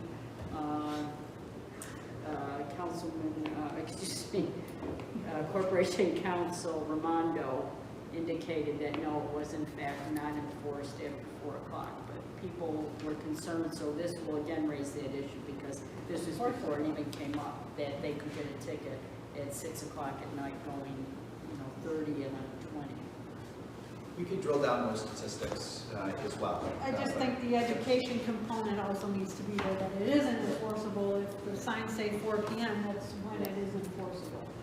Yes. I was curious on the speed limit. Why is it 11 miles over seems a lot. It kind of seems like it defeats the purpose. I don't know currently. I would imagine that right now, if you drove down Buffalo Street at 31 miles an hour at 10 o'clock in the morning and a cop was there, he would pull you over. It just seems like 11 is a wide range. It is. The reason for it is actually what the legislature has allowed as part of their pilot program. They wanted to be sure that you were clearly going well over in an area that's a school zone. So 11 is the number that they came up with as part of that. Just seems like. But it's a pilot, so does that necessarily mean it can be adjusted after they get some data? It can be, yes, but it would be by act of legislature. Then the other clarification would be, if there was a police officer stationed there, or there at that particular time, and someone was doing 30, would they still be able to get a ticket, or would they be locked into a 30-mile speed? Well, if a police officer was physically there, the police officer could pull them over. They won't get double tickets. No, but I'm just saying that. Is someone going to challenge because it doesn't take a picture of your car until 31, but yet Officer Russell pulled me over and I was going 25? Are we going to be, whatever, when the zone is 20, are we going to be fighting those? Well, you could be pulled over now for going, over the speed limit. I understand that, but I can see that coming from, you have They two have their different little rules for two signatures. different things. If I can jump in there real fast, I think part of the legislator's intent with the two different rules was if Officer Russell didn't pull you over, you'd be able to do an affidavit and you'd be able to face your excuser if you challenge the ticket. In the case of a camera really can't write an affidavit against you. So they put in the 11 miles per hour, so it does turn into two different standards, but one standard is an actual human ticket versus another is a machine validated by a police officer. So basically we're covered either way. Yes. So under this system, all tickets still are, an officer will review the camera footage and then sign the ticket before it goes out. So you're right, there still are two different standards, and Corporation Counsel Rolando is correct about that. But we still have a review by the police department before a ticket is issued. Has anybody ever gotten one of those before from another municipality or anything like that? My brother just got one from the city of Buffalo. A friend of mine got one, and they actually caught her coming through, and she was like singing loudly to her radio, so she was all like smiles on the camera. So I know in larger cities they do use that, and they take really good pictures. So so if you're singing or doing eating or something like that, it gets a good picture. But I know Buffalo started pretty low too, right, and kind of phased it in. I think that started out at only like $50 initially until, which I assume that's going to go up at some point. The initial ticket is $50, yes, unless you have multiple speeding through a school zone. But I think right now Buffalo is doing it beyond, like, we have limited hours. I think Buffalo, the argument right now is they're trying to enforce it 24 hours a day. And they said people are complaining because you're going, and that might even be 15 miles an hour. They've really slowed it down in some areas. So they're saying you're making people go 15 miles an hour, even though it might be 11 o'clock at night and there's nothing going on at the school, but they're still getting ticketed at that hour. So they're not giving any latitude. I think they really want people to stop speeding in school zones, and they're going to enforce it 24 hours a day, which might have been why this was raised locally, because they're seeing what's happened in Buffalo and they want to know, are we doing it here? and it's probably a way to keep people almost like a muscle memory, to just get into the habit of doing that rather than trying to decide whether it's before 4 o'clock or not. Just always knowing that it's a school zone. So I do recognize that. I think, you know, when we were younger, walking to school, we always knew to cross at the corners and things like that. But I think I've seen an increase over the years of people who just, you know, people who just don't cross at the corners anymore, as much as there's a crossing guard and little kids. But as you get to the older grade levels, the kids don't walk to the corner. And so as a way to protect them, I guess we need to be cognizant. But I had a question about some verbiage in here. First, I'll go on the record as saying that I was often spoken to during my employee evaluations that I didn't write enough V&T. So you guys are throwing my name out there for writing tickets. The question I had on this verbiage was, it says this image can then be used as evidence in a proceeding to impose liability on the owner of the vehicle for the speeding violation. The question I have is, if someone borrows my vehicle and then proceeds to speed in a school zone, the way this is written is the registered owner of the vehicle is going to be getting the ticket, not the operator of the vehicle. May I address that? Absolutely. So that is a great point. That is an issue that has come up frequently. With all of these tickets, there is actually a proceeding to file an affidavit that says you were not the individual driving. So although we, like, for example, if you were to go through the highway right now or the thruway, you will get a bill in the mail for cashless tolling. Right, you may not be the one driving, but whoever the registered owner of the vehicle is going to get that bill. In this scenario, you can file an affidavit with the court that says, I was not the one driving, I should not be responsible for that, and the court will adjudicate that. There is a provision in the proposed legislation that allows for that, and that is a provision that we're taking very seriously and are working with the Assemblyman's office to ensure that we have all of the due protections afforded under that. And from what I understand, the photography is pretty good at it, so it would probably be easy for the registered owner of a vehicle to say that's not my face driving the car. That is correct. If Councilmember Graham Reinhardt's sister was singing, you can clearly see that on the video. She was getting down.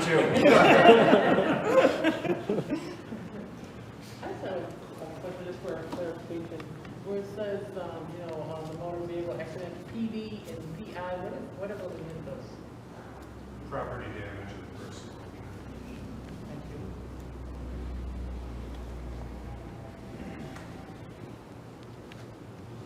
The only other thing I'd add to council is, again, there is, none of this can occur until legislation has been passed and signed by the governor, allowing the city of Jamestown to do so. This is the first step in that process, and it's my understanding after speaking with Senator Brello and Senator Liddell that we are looking at putting this forward early into 2021. And where will the funding come from?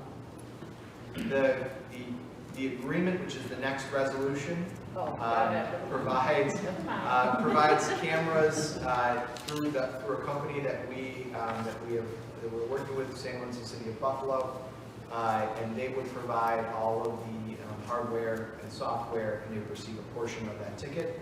It's a similar thing we do right now with parking tickets. They receive a portion of the ticket in exchange for the hardware that we use. Software. Okay. Anything else? Okay, last under finance, we have a resolution resolved that the mayor be and he hereby is authorized to enter into an agreement regarding fixed location traffic enforcement services with Census Gatso USA Incorporated, located at 900 Cumming Center, Suite 222-T, Beverly, Massachusetts 01915, to provide for the installation and management of a school zone speed camera demonstration program at a rate of $18 per paid notice of violation collected, subject to the approval of Corporation Council as to form. Questions or comments? This was the meeting we sat in, a couple weeks ago, yes? Months ago. Several months ago. That was for the bus arm The bus arm. yeah. cameras, which Right, is a bus arm cameras, yeah. It was months ago? Didn't seem like it's that long. This was months ago. Okay. So it was back in June. Okay. Okay, that is it from finance. Move on to public safety, Councilman Schulman. Thank you, Mr. President. We have a resolution resolved that the retention disposition schedule for New York local government records, LGS-1, issued pursuant to Article 57A of the Arts and Cultural Affairs Law, and containing legal minimum retention periods for local government records is hereby adopted for use by all officers in legally disposing of valueless records listed therein. And be it further resolved that in accordance with Article 57-A, only those records will be disposed of as described in the retention and disposal schedule for New York local government records LGS-1 after they have met the minimum retention periods described therein. Only those records will be disposed of that do not have sufficient administrative, fiscal, legal, or historical value to merit retention beyond legal minimum periods. City clerk would like to address this as this comes under your budget. Yep, so the schedule that we currently use is the MU-1 schedule. I took part in a webinar during NICOM's online training that they had done, where we went over the new schedule that all cities, all municipalities have to adopt and begin using by January 1st. So it just tells us, for example, how long, a record has to be, council minutes, that's permanent retention. That hasn't changed with the new schedule. Something like a dog license renewal, the retention schedule is only 3 years on that. So it just kind of tells us when we're able to dispose of any records that don't hold any historical value for the municipality. Do the records go on like microfiche or anything? Are they in filing cabinets? They're all back there. It's the same for private companies. Our finance records have to be kept for up to 10 years. Yeah, I know, but like putting them digitally, electronically or something. That is something that I'd like to look at in the future. Right now, we're in the process of kind of making sure that they're all cataloged and inventoried, and then we'll go through the dispositions, schedule and process. And then a lot of times there is grant funding available. Somebody was on the call that they talked about a grant that her office had received to get them all. I know Jamestown Public Schools received a records management grant, so a lot of that was transferred to microfiche, which was very nice because then it was disposable. So you just think about paper.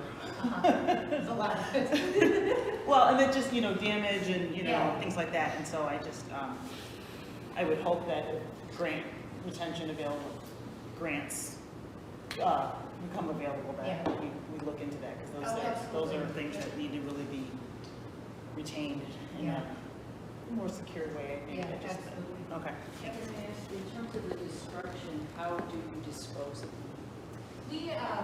We contract with the Shred Center, so they provide locked bins for us to put the records. That's what I just was curious because so much information that might be on there. I didn't know if you actually shred it yourself. You've got a shred center. No, there's about 3 bins in the building that we use. Yeah, I was just afraid it wouldn't be a dumpster and there'd be a mess. Nope. Okay.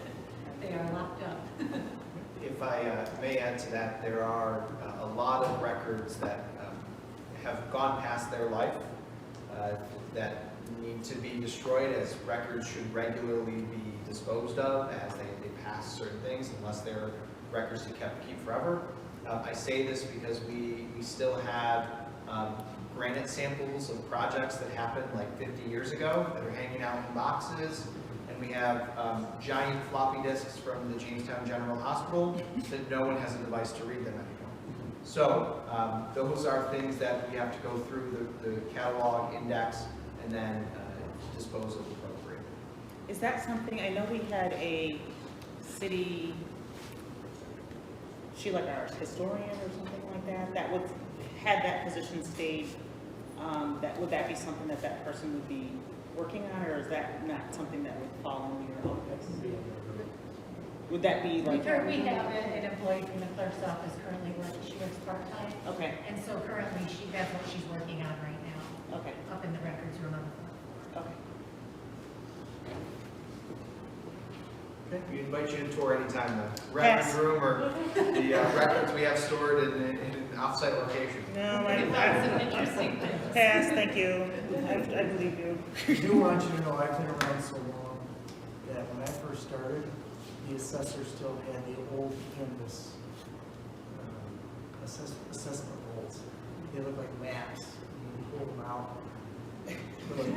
Here's Clyde Avenue, here's Beach. And of course now that's all computer. Those got to be somewhere. They're there. We have a map room that contains a lot of those. Deeds going back to the early 1800s. So. I hate for that. I just get a little nervous when we don't have a secure way to do that, but all in due time, I guess. Okay. All right, our next resolution is that the Board of Public Utilities be hereby requested to install one 150-watt LED equivalent fixture at the following location: PPU pole 32735 on Pennsylvania.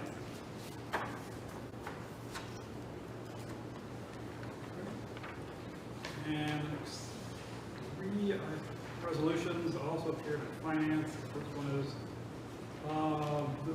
just a shared services agreement with Chicago County for fly car services. The next one is putting up the speed cameras in the school zones. And 10 is the contract agreement with Senso Gasso US Incorporated. One of our hopes is that this will also help free up patrol cars during the morning times when the kids are coming to school and when they're getting out. Once people get used to having these cameras and taking a picture and recording their speeds, that they will observe the speed limits in the schools and reduce accidents and protect our children. Well, I hope they still have law school. Yeah. According to the data, law school is one where they have the most stops. Train Street. Oh, right there on Main Street. Okay. Item number 7 is a resolution regarding the overpopulation of deer and coyotes in the city of Jamestown. We did have a couple of meetings about this. At the last meeting, I thought it was a consensus that we would not be bringing this up for a vote at this point, that we would be forming some kind of task force or coalition to look into this form of deer management or other possible forms of deer management through the Department of Environmental Conservation. Mayor, if you want to. Sure. So I was, as is typical, if a council member asks for things to be added to the agenda, we've done that. I'll turn it over to Council Member Nelson, who requested that this be added back. Yeah, thank you, Mr. Mayor. Yeah, this is something that is probably the #1 complaint that I get in Ward 6. Something we've discussed a few years ago. I think it can be done safely. In talking with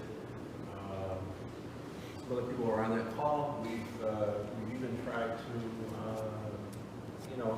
make it even safer by eliminating some of the sites that we've pointed out on the map that, to try to reduce any chance, of an issue near a school. And so I wanted to bring it before the council just to see what the general feeling was on this.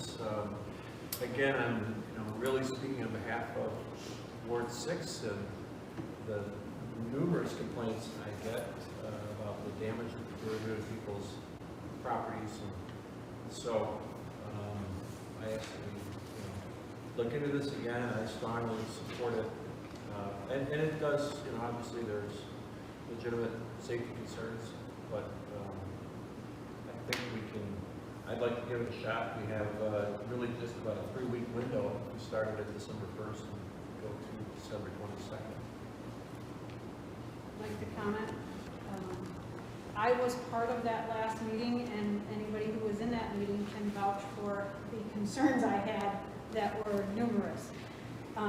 While I agree it's concerning, I have there's days I have 15 or 20 deer in my property alone, bordering on the 6th ward. So I'm not sure why people are so adamant about, just coming into the city and dispensing a firearm, and bow and arrow is a firearm. And it's concerning to me from a city liability standpoint. Most importantly, should the hunter get hurt, should something else happen, where's the liability? And unfortunately, Mr. Mayor, at the time I asked the question, didn't have the answer, along with some other questions I asked, and the big thing for me is safety and liability. And that being said, amongst all the other discussion, was that we did not abandon the idea, that we put together a task force to investigate those things that Chairman Sheldon mentioned, and what successes happened with the DEC in other areas. We know Celeron was a failure. We know that that didn't work.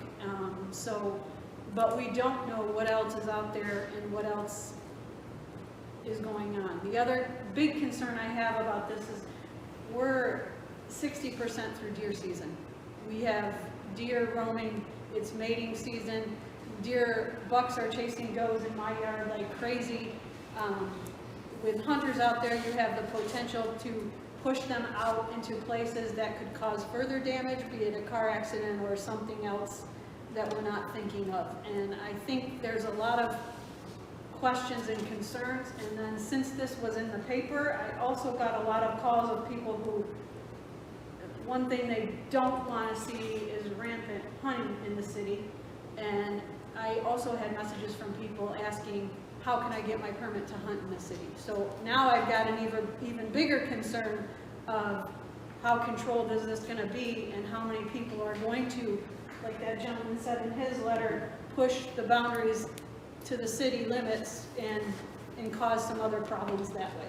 So that being said, I'm not opposed to controlling the deer population. I want to make that statement clear, but I am opposed to just a random, uncovered, not protecting the city and our constituents' liability at this point in time until we vet out those other options. I have concerns as well, and most of them safety. I had an individual who contacted me through email, concerned about, they live near the park, and that was one of the sites near Bergman, and had issues with wanting how this would be controlled. What happens if the deer ends up in my backyard, and how do I deal with it? Because was there any plan or proposal, if I'm not, as a resident, if I'm not in favor of this and I end up with a deer dying in my backyard, how do I get rid of it? Who's going to come and collect it and take it away? It shouldn't fall to them, and I don't think the homeowners want to deal with it. I've had other people concerned that how many, once you start shooting, will you actually be capable of killing in that location? Because they're not going to stand still while 1 or 2 shots are taken. They're going to start running all over. And to your point, if they run into traffic, if they run out into other people's homes, they could be going through windows and properties. So I understand we have deer all over the place. I saw a 6-point buck in a friend of mine's front yard on 3rd Street. I don't know that I'm comfortable right now with proceeding, because I don't think all my questions have been answered yet, and the liability is huge in terms of, I have an issue. I don't live that far from Bergman, and having people come in who may or may not be, I thought at one point it was a specific group of hunters who were supposed to be very well trained. I don't know. When I'm hearing things now about other people saying, how can they get the license? How can they come in? Or as you say, pushing closer into the city. I've had complaints from residents bordering on the park about all the young people that go in through a back entrance into Bergman, even when the park is closed. There's no guarantee that you won't have people roaming around in the park that are not aware of the shoot going on, that every possible way into that park is going to be blocked off to people getting into the park. So I have reservations right now that we really don't have everything together here in terms of proceeding right now. It's just my feeling. And it's not that, I agree with Councilwoman Eklund that we haven't pursued every option or every alternative. And I don't believe the Celeron shoot ended up being significant in reducing the deer population. They still go through and travel through the 4th Ward down through the Celeron all the time. It hasn't changed the pattern of where they go, where they bed down, and where they eat and feed. So. The other concern I have on here in this resolution, it's very specific with the distance. I don't know how we monitor that, and I don't know how you can do that. So that alone is concerning as well. I received a phone call last night from a gentleman, I believe he lives in Bust Eye. He wanted to know how he could get involved in this if it came to fruition. He was upset because he felt that it should be opened up to anyone that wants to get a permit. The second thing I want to address is on here, it states on the resolution about car accidents throughout the city. That statement is not true. I reached out to Chief Jackson a couple weeks ago. He provided me with some numbers on car deer accidents in the city, and I believe one year was 2 car deer accidents, another one was like 1. So this resolution makes it sound like that we have a mass problem with car deer accidents in the city, and that is not true based on the statistics that Chief Jackson gave to me. I also would like to just echo Councilwoman and Councilwoman Eklund. I also had some concerns about this, and when we met, you know, now I'm even getting a little bit more little jumpy over here as people were talking about how can they get a permit, because it was talked about that would be a private club that was going to do that. But then, you know, one of the questions that I had that night was, how do you stop someone from just going in and with their bow and arrow and going into these areas and just doing it without a permit? They're just going, you know, hey, I'm going to go and see if I can shoot Bambi. I don't know, you know. So yeah, I just like to say, I just, you know, I know it's a big, you know, it's huge. I know it's a huge problem, but I just have some concerns, and I think we just need to vet everything, you know, make sure that we have all our I's, you know, dotted and our T's crossed before we jump into hunting in the city. It's just, I don't know, this doesn't seem very safe right now. The safety and the liability just seems too huge for us just without having everything, you know, the knowledge of everything. And so, yeah, there's just, you know, someone from St. Clair, oh, I knew somebody from the city, you know, so I'm in, and, you know, how do I get in? And it's just, I just scared it's going to be a free-for-all, you know, and especially those who are just going to go, not even get it. It's going to happen. People are just going to go out with their bow and arrow and do their thing without any proper people. Well, there are laws preventing that right now. So this would be no different. But if we open this up, what is to say? I know we talked about having them tagged or, you know, somebody get notification, just like hunting. Hunting is that, but it doesn't stop people from doing it. People from taking their guns out and shooting. You know, people who, you know, not people, but the deer. You know, I mean, just because there's a law doesn't mean people don't. I mean, ex-police officers. I mean, there's laws, but people still break them.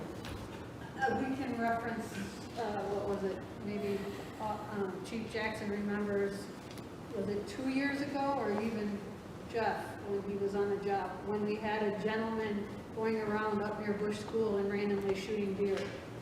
The panic it created with the residents up there is still going to create the panic, even if you have it as a controlled, if we haven't done enough education and covered ourselves. You know, that was concerning to a lot of people up there because they were even shooting them on Bush School property. I realize now that property off the reservoir is removed, but you're still close to residential neighborhoods, and you're still close to the opportunity for people to sneak in from outside the city. I have had Officer Jackson come up to my property because I've had people sneak in from outside the city and come in the back. So, you know, that was years ago, but he was there in his officer capacity, and we did have people hunting behind our house. So, you know, those things are kind of where I'm coming from, and God forbid a hunter get hurt or a hunter accidentally injure some other animal or person, what's our liability? And I don't think we can afford that right now without vetting this through. Also on here, it talks about coyotes. Those people that don't know, coyotes' food source, one of their food sources is deer. So this is kind of counterproductive. We want to go out and shoot deer, but we want to shoot coyote too, but it's the coyote that are part of the management of the deer. So that makes no sense. And I appreciate your comment, because that makes me even more concerned, that someone might mistake somebody's dog for a coyote. You know, sometimes dogs get loose even in the best of circumstances. When you got them leashed, they run out the door. And I think given that woman that was killed in Sherman, just walking her dogs, I think it's still on a lot of people's minds that she was in her own yard and she was shot by another hunter who took a bad shot. So, to your point, the liability and the concern, is somebody going to take a shot that's going to hurt somebody? I don't think we've got, and I appreciate, and I know people have a lot of concerns about the plantings, because it's mostly about property damage. And I appreciate your comment about the 2 car accidents, because, you know, there are plenty of deer in my neighborhood. I can't, maybe last year there was one, you know, on Halleck. They hang around Hillcrest Baptist Church in the wooded area up there. But I can't say that I see a deer hit more than one time once a year. They're on Hunt Road, you know, you see them where people are going faster, where they don't have a chance to stop. I know personally, I could probably count on one hand the number of car deer accidents that I responded to when I was on the job. And I don't know if Chief Jackson still has the numbers available that he gave you, but they were single digits. So I don't see that as being a problem. I do respect the councilman for going to bat for his constituents. I don't have any problem with that. I understand that. You know, he's obviously receiving phone calls. I just can't stand behind a resolution. And I come from a family of avid hunters. I was an avid hunter for many, many years. My brothers both still hunt. But I can't stand behind a resolution that's going to jeopardize public safety, to be frank, over shrubbery. I can't stand behind it. The numbers that he provided were deer-involved accidents represent 0.56% of the total accidents, which was 527 year-to-date. In 2019, there were 2 deer accidents. The other years prior reported were 2016 had 3, 2015 had 4, and I have none for 2020. And none of those involved. At this point, when this was recorded. But no one died, no one was anyone injured seriously in any of those accidents? I don't have that information, but I think we would know if someone passed. Right, well that's, I mean, I don't think anybody was killed as a result of the deer car accident. Any human, I should say. Well, could I just close this by saying that in talking to people informally, everyone has their stories. I saw 20 on 3rd Street. I saw 8 or so in my neighbor's yard. We all have these stories. Yet we don't want to do anything about it. I think, you know, I've lived in the house I'm on in Hunter Street, ironically, I guess, for 20 years. And the deer population has just grown tremendously. And the calls about property damage, those are the calls I'm getting. So that's why I think we should do something. I'm not a hunter, never hunted myself, but I just know that the population needs to be controlled. And so I am speaking for myself and the people in Ward 6. I think they're frustrated. Add to that, we started this conversation a couple of years ago. I believe we met with the DEC. I don't think I think we all recognize that the deer population has increased in the city limits, and in some areas worse than others. I think it's a matter of what strategies can we do safely, and what should the next step be to try to alleviate or eradicate some of the growing deer population. I don't know how many other cities are implementing any type of harvesting within their city limits. This could be part of a task force to see, are they doing it? If so, how are they doing it? How successful has it been? Are there other options out there? When we met with the DEC, they talked about sterilization, which is obviously very expensive and very time-consuming. Are there some other options out there? And again, what are other communities doing?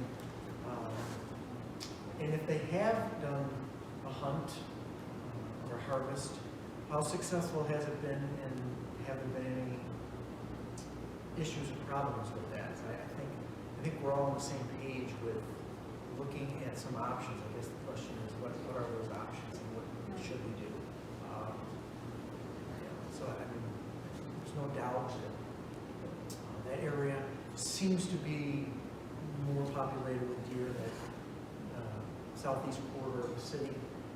Don't know why, but I know they're all over the city. They're actually in the city downtown. We've seen them on the railroad tracks. We see them up on the north side or on the cemetery. It's becoming, they're a nuisance.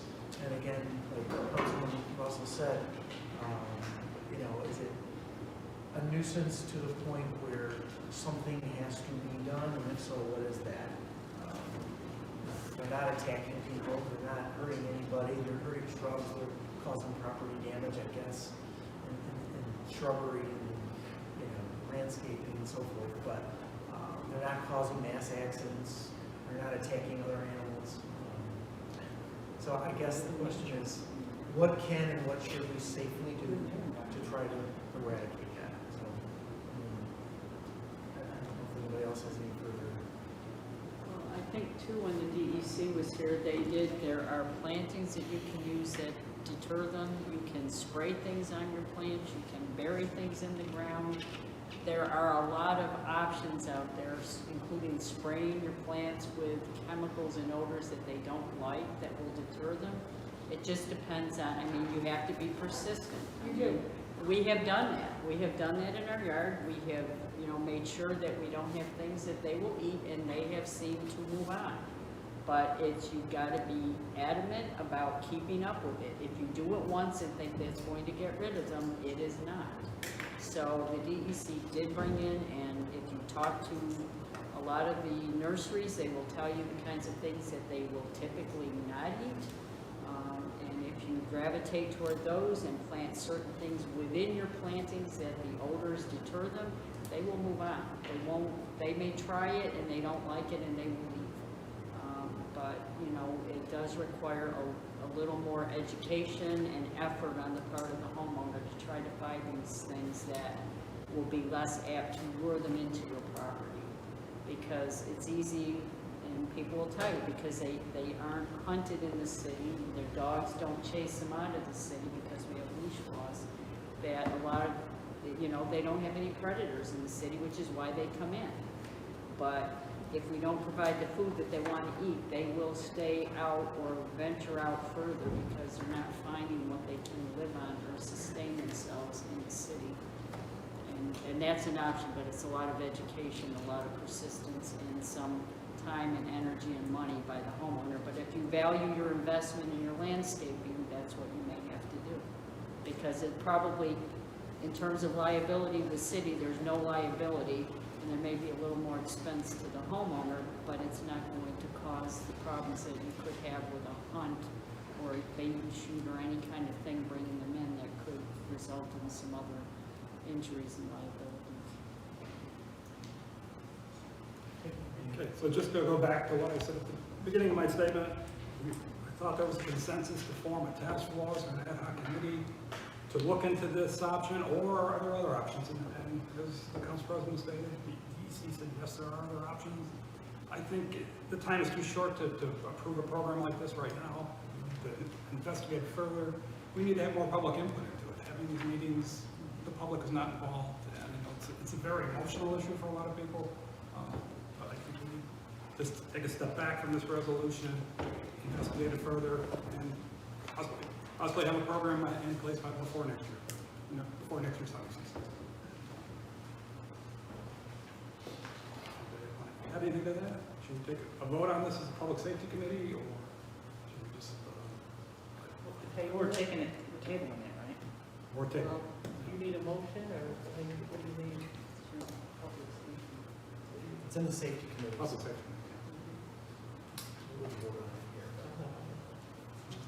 I don't want it to come up under the November 30th meeting. I don't want to vote on it. So I thought this was the option would be, obviously, if it doesn't go through the committee, if the committee declines it, the councilman could put it up for a vote under new business if we so choose to. Anybody can put a resolution up under new business, but if the committee does not feel they want to push it to the regular agenda, then it would not go on the agenda. All right, Public Safety Committee, take a vote on this. All in favor of this resolution, say aye. Opposed? Nay? Nay. Resolution is defeated. All right, and finally, we have an informational report for a special event application. On a happier note, City of Jamestown Downtown Holiday Cruise, scheduled for December 4th. This was approved at a special Public Safety Committee meeting last week. Mayor, can you talk about this? Sure thing. So one of the most difficult things this year was having to pretty much play the Grinch and cancel everything this year. I think we've all had to do a bit of that. So we got together with folks, including the Jamestown Renaissance Corporation and the Chamber, and some of the folks from the BPU and our Parks Department, to look at, is there a way we could still have some opportunity for people to socially distance, see the tree, not necessarily see the tree lighting, but the tree lit up, and potentially have Santa Claus or elves or things like that waving as folks go by.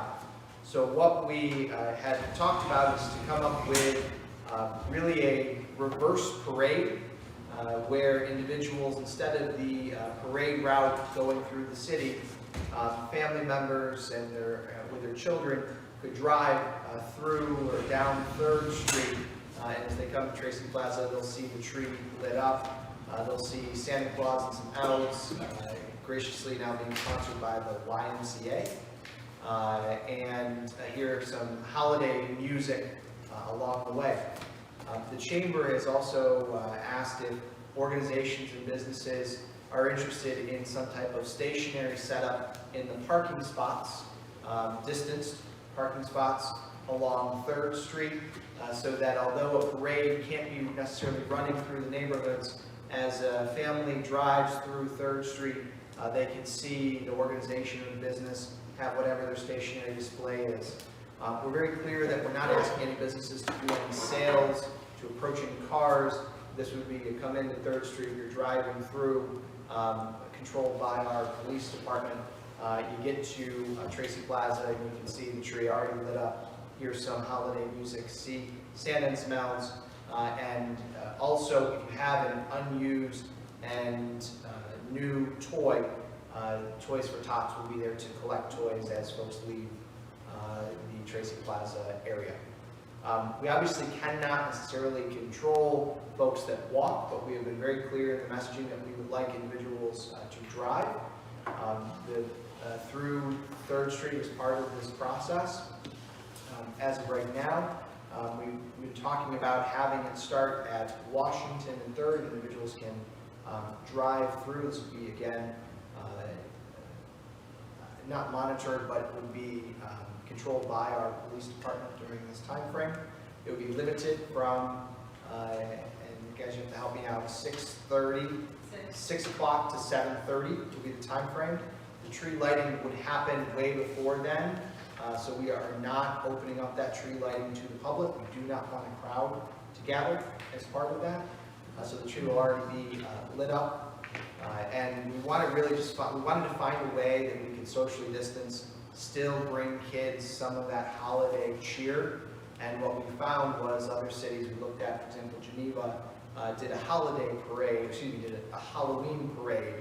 and actually took the parade through the different neighborhoods to be socially distant.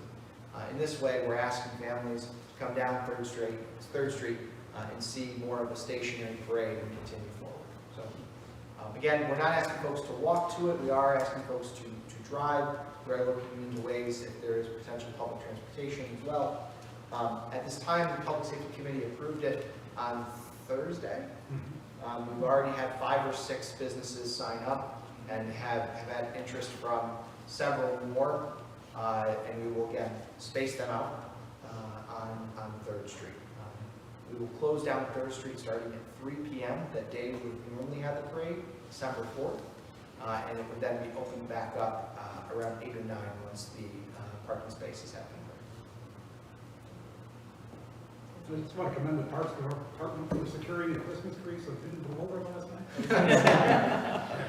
Yes, we're very excited from the Mazurgo family for the donation of the tree. This is a good one this year. Apparently it doesn't topple in the wind, but the Parks Department has done a wonderful job securing it. You know, many trees fell down this year, but the one that's actually not in the ground stayed up.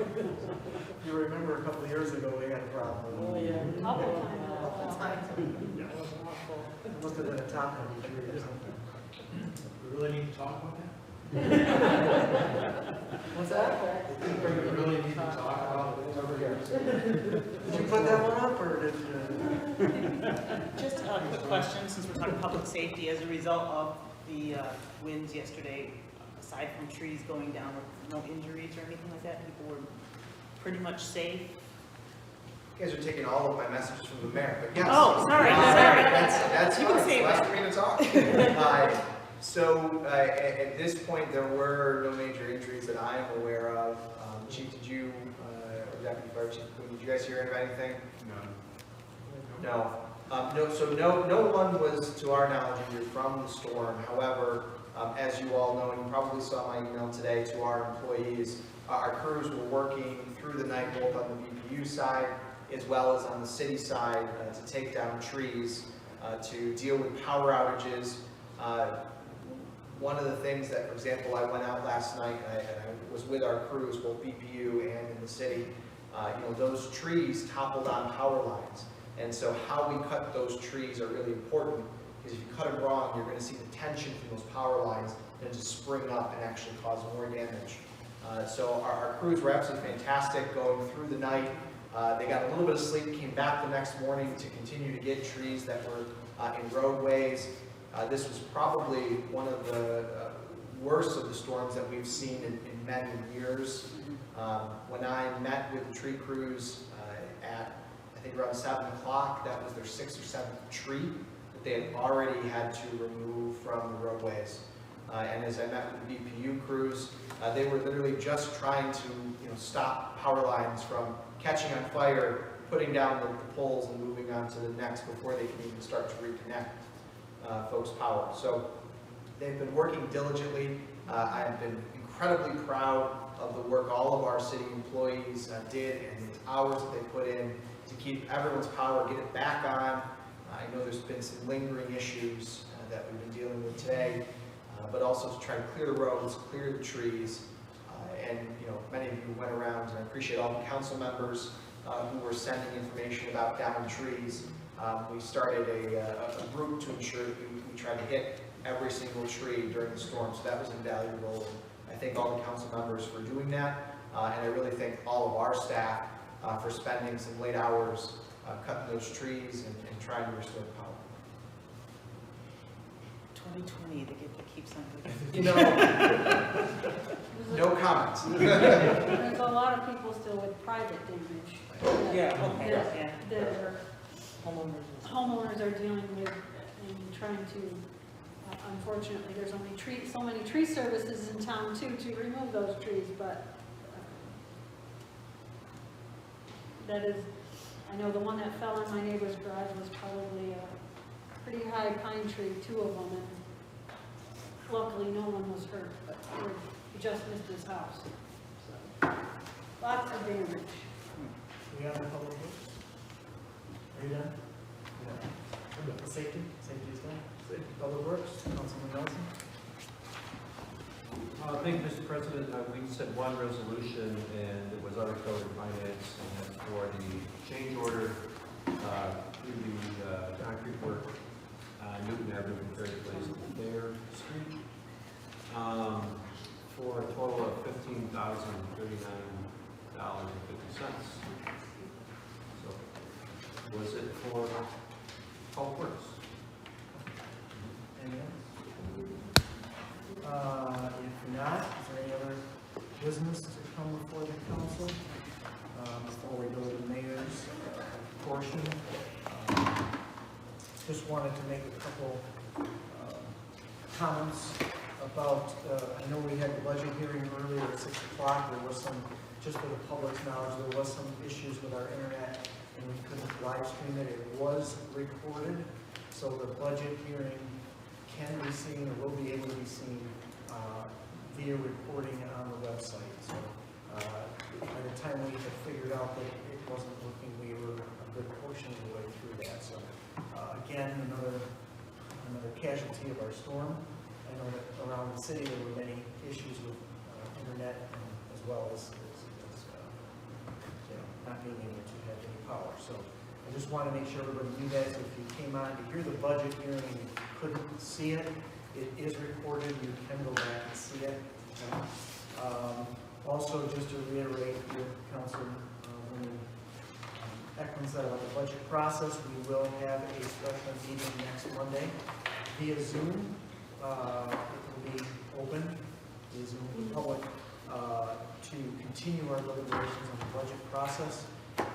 Council this week has been asked if any council members have any additional ideas or additions, subtractions, changes, amendments to the budget, to submit them to Councilwoman Eklund, the mayor's office, the clerk, the controller, myself. Those will all be compiled, we'll put them together so that when we do meet next Monday, we'll have a longer list of things and we can put monetary amounts to them as to additions and subtractions and what that would mean for the budget. Okay, so that just want to make sure that the public heard that. And the mayor did mention the storm cleanup, and it was a lot of work. It was a bad storm. I had many residents, I'm sure we all did, have residents that were emailing us, texting us, calling us, sending us messages. And just to note that, we took notes of all the places, gave addresses. And again, the priority is what the mayor said, to deal with the issues of safety first, getting trees off power lines, making sure that it's safe, unblocking roads, getting the big stuff cleaned up. I know they're still doing that. I did speak to Dan Stone, our arborist, this afternoon, and I had some questions about other cleanup of other debris and smaller branches and things. And we just want to make sure that people know it may take a few days to get around and get those cleaned up, so just be patient with the crews. Just put them out onto the curb if you have them, if they're in the street or on the sidewalk or in your yard or whatever. Just put them out there. They will eventually get around to get them.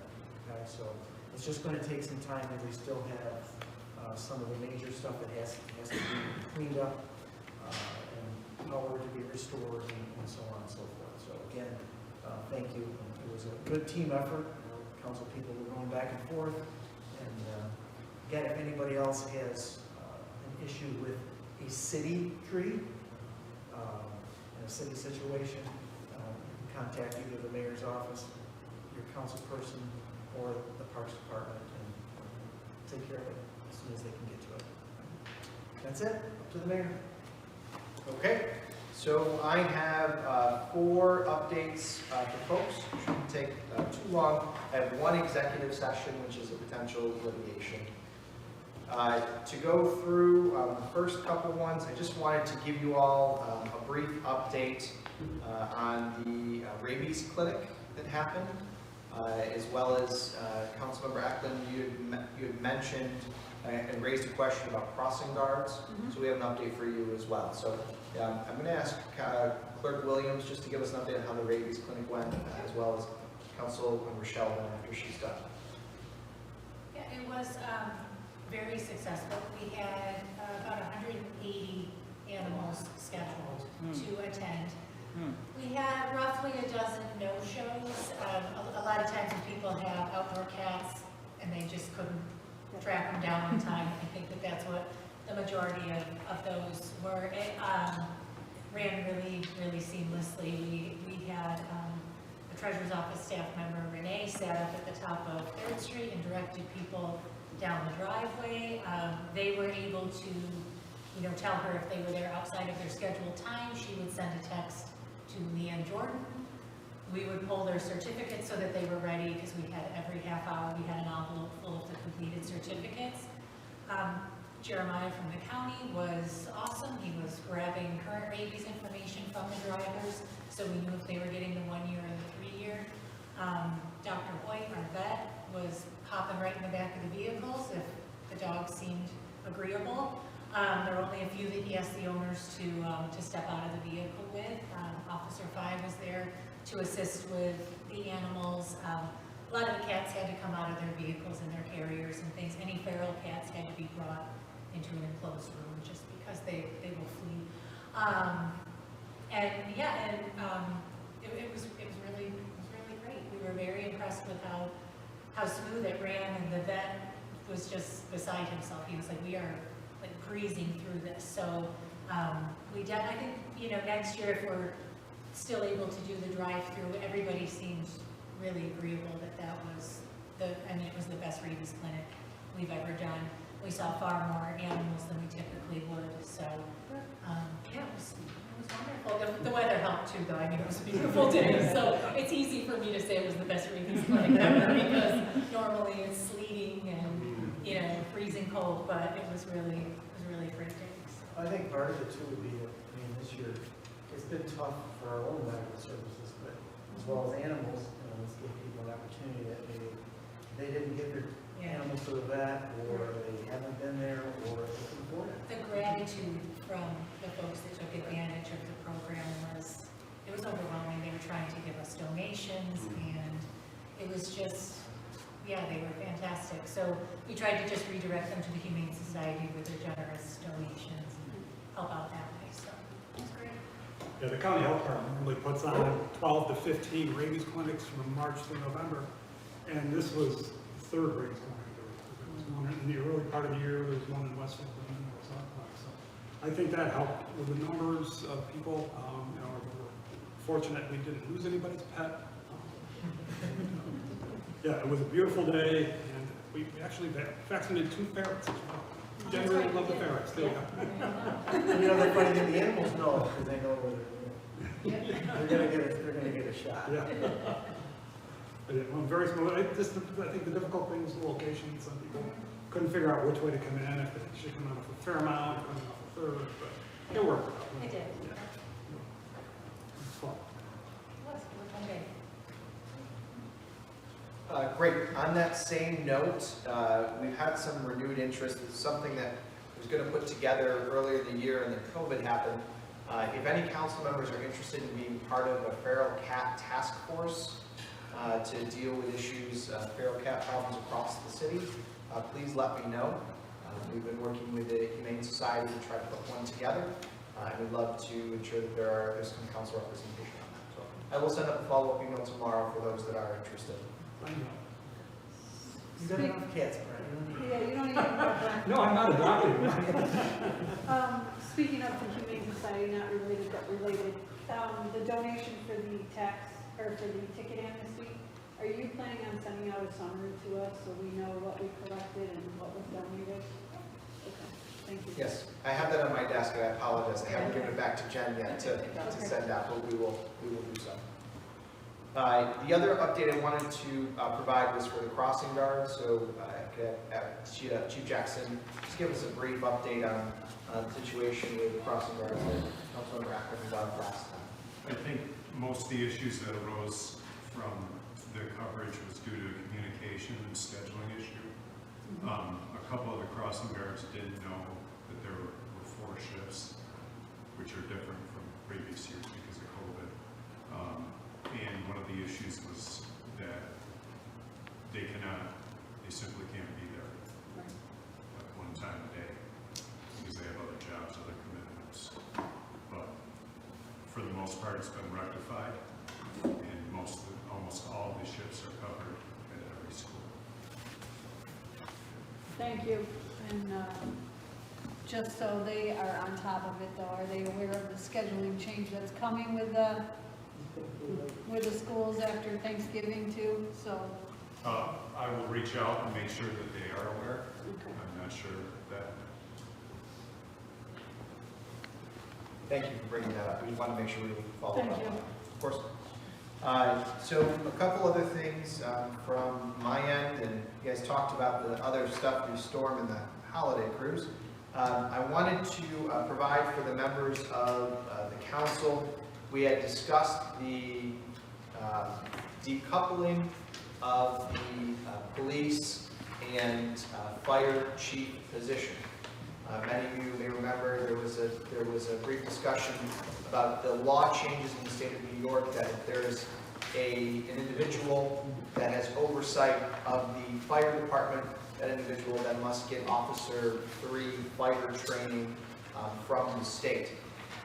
What we are looking to do is to separate back out the police chief and the fire chief position as 2 separate positions at this time. I will note that we're one of the last municipalities that maintains a combined police chief and public safety director. There's very few left in the state that have that type of position. So we are looking to just separate those 2 out. In terms of fiscal impact, those salaries will stay the same. So the only thing that we're looking at will be title changes as part of it. So I have provided you guys with a draft of the local law change for your review and comment, and to see what other things you have. I'm not expecting comments tonight. I wanted to provide that to you all so that you have some time to go through it, review it, and please feel free to forward comments to Mr. Ramondo or myself in regards to the local law. Are you looking for this to be on the vote on next week, or not next week, but the week before? So this is a local law. It'll have to be introduced at the voting session, and then then be tabled to go through the normal process. That would give us some time to look at it and if there's any issues with it. So just for a point of clarification, there's no fiscal impact one way or the other?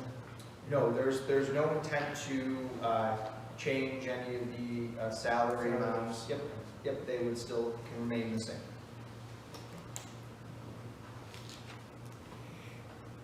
Any questions on that one? Okay, sounds good. The last thing that I have for you all before the one executive session item is we have not had a lot of discussion on the potential changes to health care for retirees that are 65 plus. Tonight I wanted to present to you guys a memo as well as the corresponding plans that would be used for those individuals. What we are looking at is to take the individuals that are 65 plus that currently have Medicare as well as the city insurance, and we would move them to a different carrier. So what I mean by that is right now the city is a self-insured entity. We pay out those claims. We use Blue Cross Blue Shield to manage those claims. In this case, we would move those individuals with the exact same benefits matched a benefit for benefit to a fully insured plan with United. By doing so, they would continue to maintain the medical, prescription, dental, and vision benefits that they currently receive from the city. In addition, those that live outside of the area would have expanded coverage, as this would be accepted anywhere that Medicare is accepted. What we did for this was a little bit different. The original plan is looking at other Medicare supplement plans. We took the feedback that we've gotten from retirees, from council members, from other employees and staff, and we have asked United Healthcare to provide us a customized group plan that not only makes sure that we have benefits matched, benefit to benefit for both the police and fire unions and all the other bargaining units to their contract, but also matches the prescription plan with absolutely no donut hole. Because this is a full prescription plan that matches what the city currently offers those retirees. Okay? So I've provided you the two options. Right now, all of our retirees fall into either a police and fire plan or other bargaining unit options in terms of deductible amounts. I will note that this plan also includes additional coverage for drugs, some that the city actually doesn't currently cover, but is really tailored to those that are 65 plus, as well as some other additional services. You'll notice that those things that are highlighted are the ones that we don't currently have in our plan, but have provided additional support. Things like palliative care support, included for free preferred diabetic supply program. That's one of the biggest things we use, but we currently charge for that, as well as hearing aid discount programs and other house call and nurse support programs. So I want to be very clear. This plan is a little bit different than what we talked about very earlier this year. This is a full plan. It's a group plan through United. Same exact medical, prescription, vision, and dental coverage. The only thing that will be different here is on their insurance card. It won't say the City of Jamestown logo. It will have a United logo. United will pay out the city's claims on their behalf, and we would be paying a premium in. In terms of the premium retirees pay, it's seamless. We would continue with the contractual language. They would continue to pay the same amount that they pay now for city insurance, which is the requirement of the city contract. In terms of rolling it out, if the council goes forward with it, we would be looking at a February or March rollout date for those individuals. We would be working with a broker as well as United to send out announcements, hosting small and virtual town hall meetings, teleconferences, as well as phone calls to get information out. And we would still maintain the centralized contact. Retirees would still pay into the city like they do now. They would still use Karen in the comptroller's office to process and deal with concerns. And by doing so, the city still saves money from it. We also have a reduction in our stop loss premium. And as of right now, many of you know we maintain an unfunded liability for the insurance claims. That sits at about $160.6 million at the end of 2019.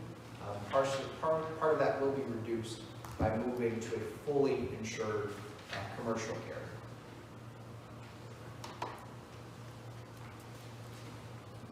So I'm going to ask some questions because you know me.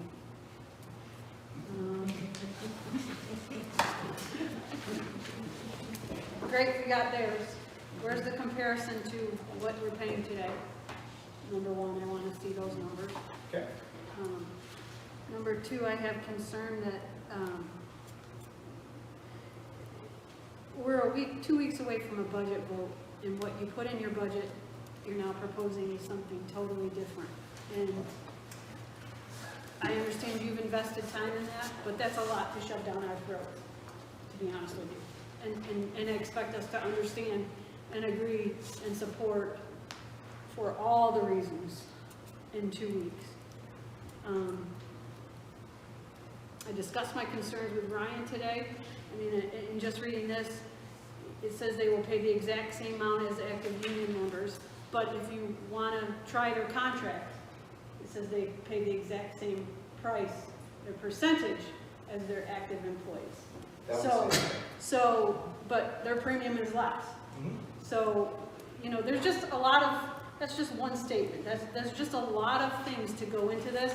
Insurance is a very difficult program just to even understand. And I guess, you know, the overall big picture is where we've done business with this firm for a while. Why was this not done in the past? And what's, to me, anytime someone tells me they're going to save me X amount of dollars, I want to see the numbers. How are you going to save me? How are you going to guarantee me that savings? Because there's some volatility, especially with prescriptions and that type of care. And like you said, the employees that no longer live in the area, you know, are they going to be guaranteed the same coverage they have right now? So I guess I have a million questions. So it's great. I'm not opposed to looking into these ideas, but I want to see the numbers. I want to see the detail. I have questions as well. My question concerns, this is being offered right now. What happens next year? Is there a guarantee? Because you said this is a specialized plan being offered only to our city. What happens when they find that this plan is not profitable? Are they then going to turn around and eliminate it or start raising all the prices or the premiums? I see it happen all the time. It's with Medicare plans. I've been enrolling people through our office. We don't take any money. We try to help people figure out the insurance, especially with Medicare and prescription drug plans. And you see that what looks really good this year, the plan, everybody enrolls because their prices are great. They start losing money and then the plan changes. It's a totally different plan and people think, I'm going to stay with the same plan. And then you run the numbers and it's out of sight. They can't afford it. So now they're scrambling to find a different plan because it's not the same plan. It doesn't stay true year after year.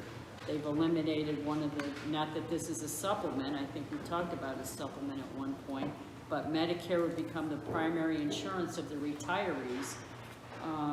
The supplement plans that were great because they had zero deductibles, they had zero co-pays, you paid a lot of money, but they eliminated anyone else from signing up for those plans because they started losing money on them because it was so great. The cost was minimal for people with high prescription drug costs and high medical costs that they all signed on, and then they said, whoa, we can't do this anymore. So I think it was 2 years ago they eliminated that. You could stay in it if you were in it, but no one else could enroll in that plan. So I would be very careful, as you know, Councilwoman Eklund pointed out, why now? Why did this never become an offering before? And is this going to be viable as a plan into the future? Is it going to be a one-time only thing and then their costs are going to go up and it's going to change significantly? I also want to clarify, every employee who turns 65 becomes Medicare primary. So, in fact, the city is supplemental. Right, however, it is treated as a full plan by the city. So there's no, as of right now, there's no supplemental rate for Medicare eligible employees. So they pay a full premium amount that a normal employee would pay. So why aren't we looking at things like that? I mean, are we exhausting every avenue? Because, you know, any employee who is 65, Medicare is primary and secondary becomes city, and or any employee who is injured on the job, Medicare, if they're on disability, Medicare is primary and city is secondary. So I guess that's the big thing. This is such a huge issue to me, and so volatile that that's great that this looks good today, but really what's going to cost us long term, and why is, to use the term donut hole, are we donut holing ourselves into something that may be unattainable in the future because it's so unique?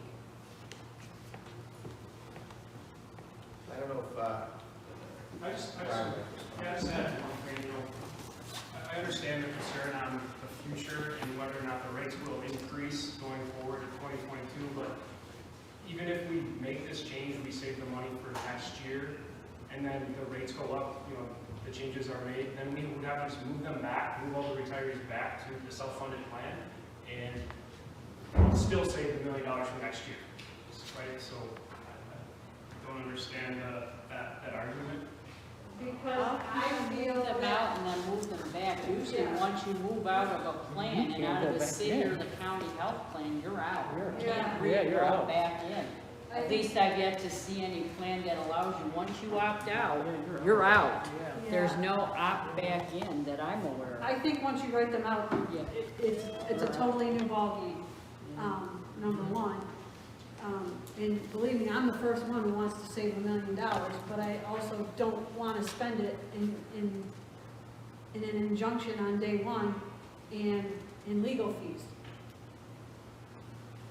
Not to mention lawsuits. So if this is the right thing to do, we shouldn't have that situation, but my gut is telling me we're going to have that situation. You saw what was here tonight. I don't think it's an idle threat. So under this plan, you're stating that the retirees 65 and older would continue to pay exactly what they're paying right now under Blue Cross and Blue Shield, is that correct? Yes, that is correct. So the contract specifically says that they pay what an active employee pays. So All the in order for us to deductibles avoid- are the same, the out-of-pocket expenses are the same, this is a perfect match. But basically what you're saying is this is just a different name, a different carrier than what they have So it's different. now. Right.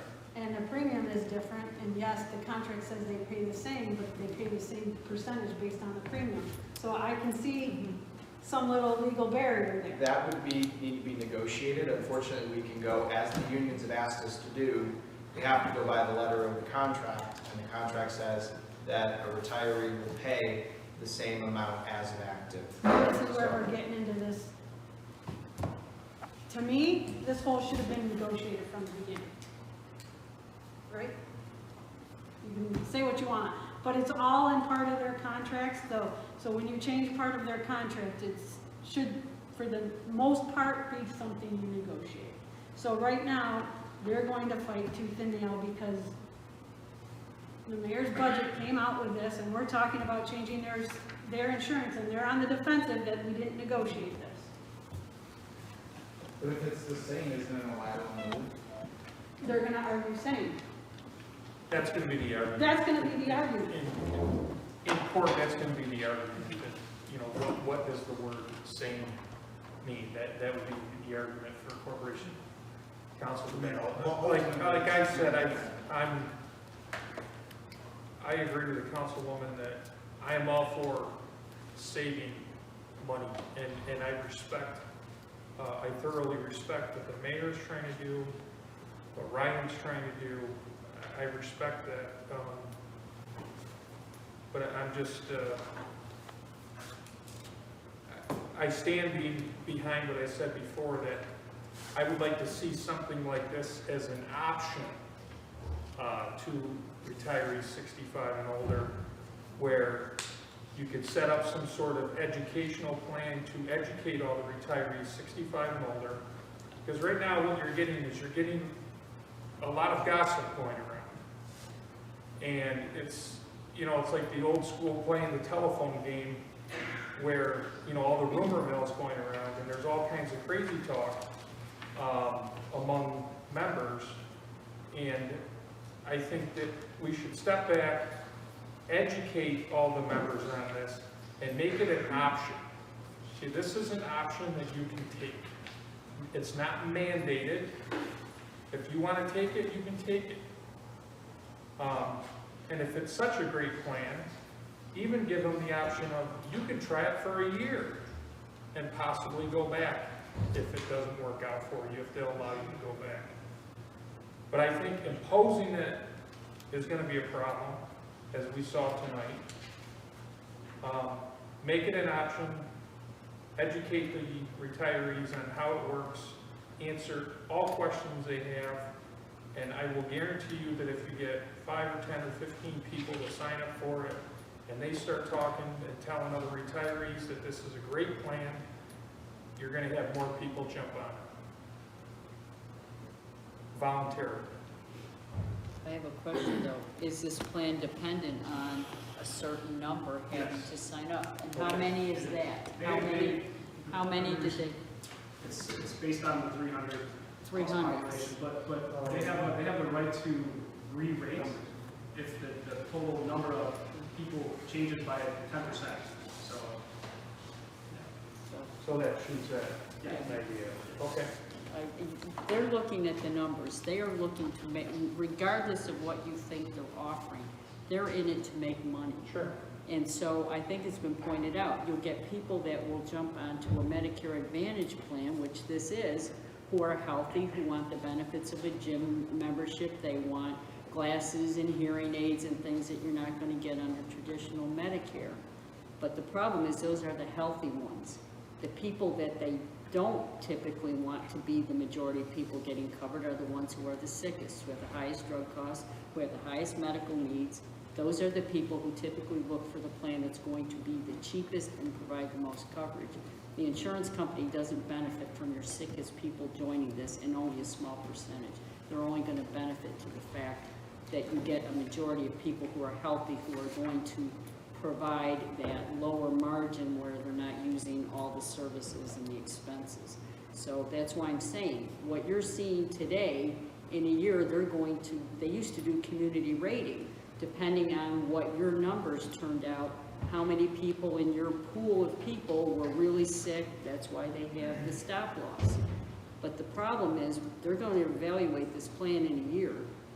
If it could be implemented, I'm saying it will be, if it could be implemented, they'll look in a year, and based on what they're seeing, they're going to change it significantly so that they continue to make money and not lose money on this plan that's being offered.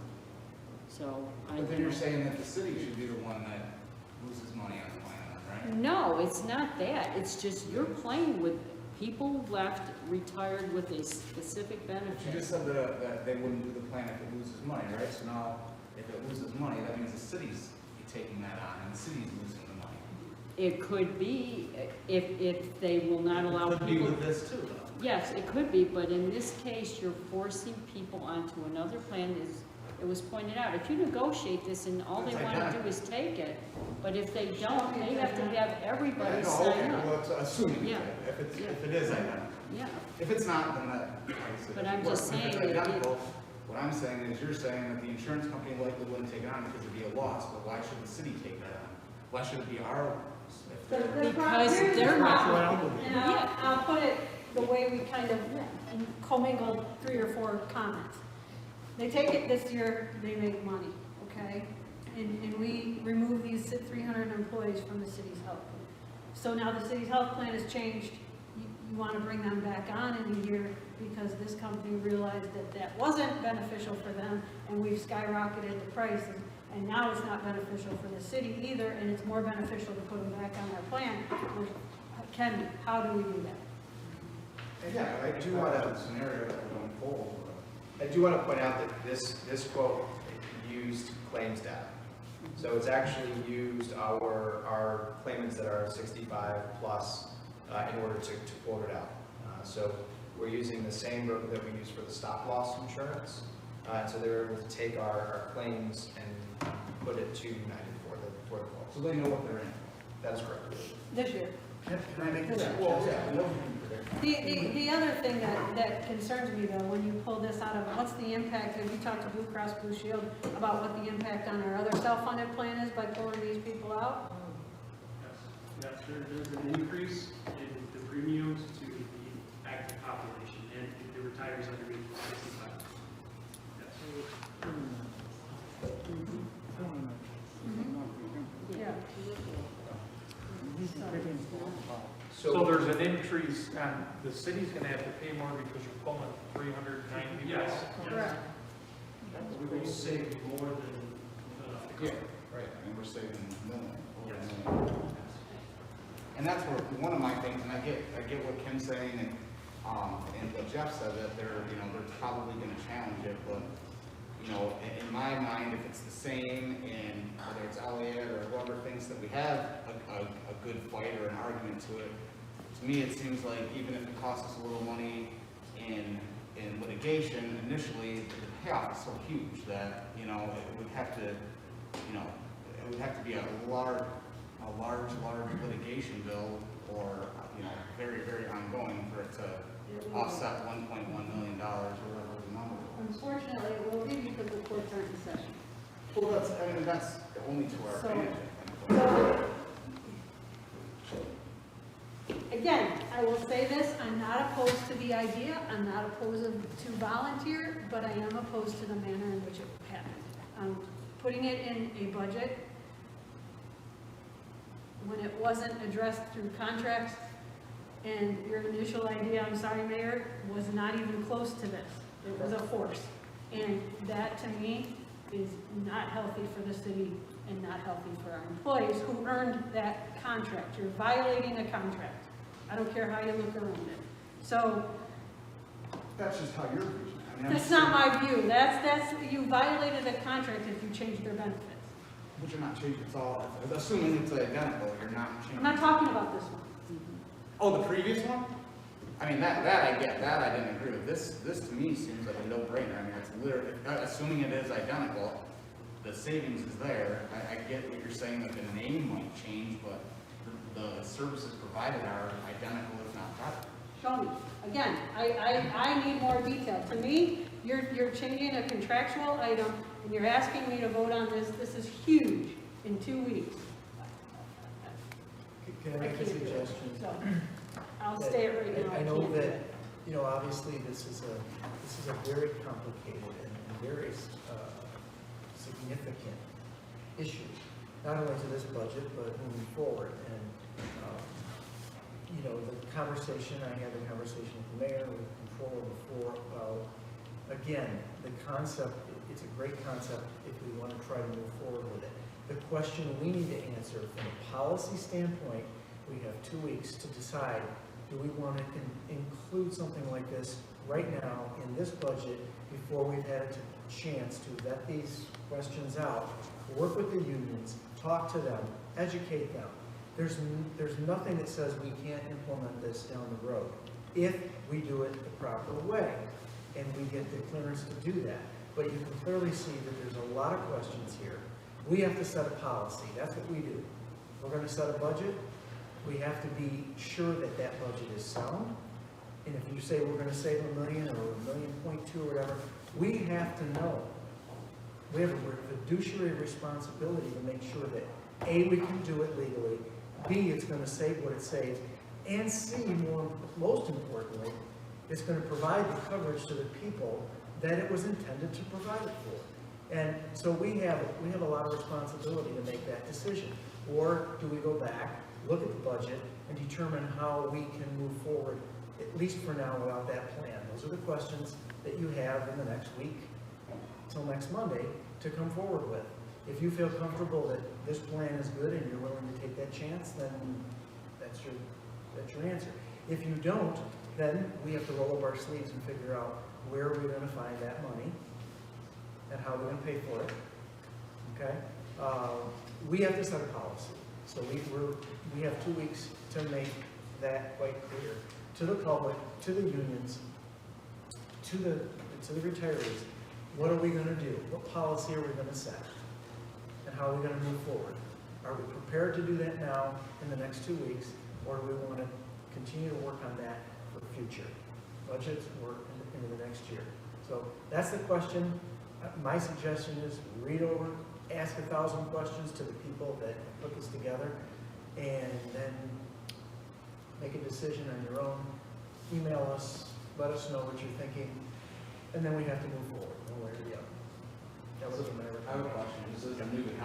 How does that work now that in theory it's in Eddie's budget? Do we have to propose an alternative? We as a council will come up with an alternative to... If you're not willing, if we as a council are not willing to put that or anything else that he's put in the budget, we have the ability to amend that. At this point, we would have to amend it from the floor. We would make the precise appropriations on the line. And basically, it's our job. We come up with a budget. We don't have to accept everything that he's put out there. We can accept all of it. We can accept some of it. We can accept none of it. We can make our own budget if we really want to. But we have a responsibility as the policy setting branch of government to pass a budget that we have to make sure it's legal and it's balanced. And we cannot put a budget out there that we're not quite sure what's going to happen with this, okay? Just like any other part of the budget. And we can put any number we want. Let's put $10 million in next year for sales tax. We can do that. Would that be responsible? No. But since he already right now has it in his budget, we would have to come find that, essentially, right? Exactly. With a combination. The way we're looking at it now, it's built in already, so we would have to. So the question is, if we collectively are not comfortable with moving forward with it at this point, then we need to figure out a way, how do we make that work, okay? If you feel comfortable with it, we as a collective group feel comfortable with that, then fine, we'll move forward with it and let the chips fall where they may. But if you don't, then we have to figure out how we're gonna move forward with it. And it's as simple as that. It doesn't matter whether it's this issue, or whether it's parking, or whether it's any other revenue lines that were put in, or any other positions that were put in. We have to decide. That was the whole purpose of the exercise in the last 4 or 5 weeks, is to go through each department, look at them, decide if we want to add something, subtract something, balance something, whether it's overtime, whether it's a position that was added, a position that was taken out, or events, or parks department equipment, or capital, any of those things. We have that responsibility, and we have that ability to change that. And so that's our job in the next week. And in 2 weeks, we're going to have a budget passed by the 1st of December, either with it or without it. And if it's without it, what are our options? Or how we can move forward. So that's our homework assignment from the teacher. And there are going to be some winners and some losers. I think, I think that's the thing that you're trying to say is, whether it's the parking or whether it's the events, it's important for people to understand that we're not willy-nilly making these deletions or additions, that these are difficult decisions, and we all have our reasons why we are going to support one thing versus another, and that we might disagree with someone. But at the end of the day, it's about a responsible budget for the city. Right. And that may come at a cost for some things that people feel are very important, and that's just, it's kind of the way it has to be. Unfortunately, we don't have the luxury of, not that we want to raise taxes, but we can't do it anyway, so we're stuck. Right. This is it. We're up against the ceiling, so to speak. We only have so much money that we can spend. How are we going to spend it? And what policies are we going to put forward in the next year, and putting that whole thing together to make sure that it's balanced and that it's responsible and it's legal. I think she said it well, is that you're not going to please everyone. You never do. That would be my request to you guys. Think about everything, put it together, and be ready. I don't want to say that. We've been here before, and it's, it never gets any easier. We've had to do this year in, year out, and, like I said, there's some things that are more important to you than they are to me or to someone else or whatever. And we try our best to come to a consensus. At the end of the day, we're going to have to hold on something. Okay? And if it doesn't pass, just so you know, this budget passes. If we don't come up with a budget by December 1st, the executive budget is the budget that we will have to adopt for 2021. So keep that in mind. And like always, whatever we do, if the mayor doesn't like it, he can veto it. And then we have a responsibility to either override that veto or let the veto stand. Okay? So, just, the government will hold us. Refreshers are nice. Here you go. We good? So that's for me. I just have one potential litigation, and that's it. No action to be taken. I move to move to executive session. Second. Moved by Councilman Olson, seconded by Councilman James. This is for potential litigation. No action will be taken. All in favor? Aye. Opposed? You're in executive session. Great. If I could just have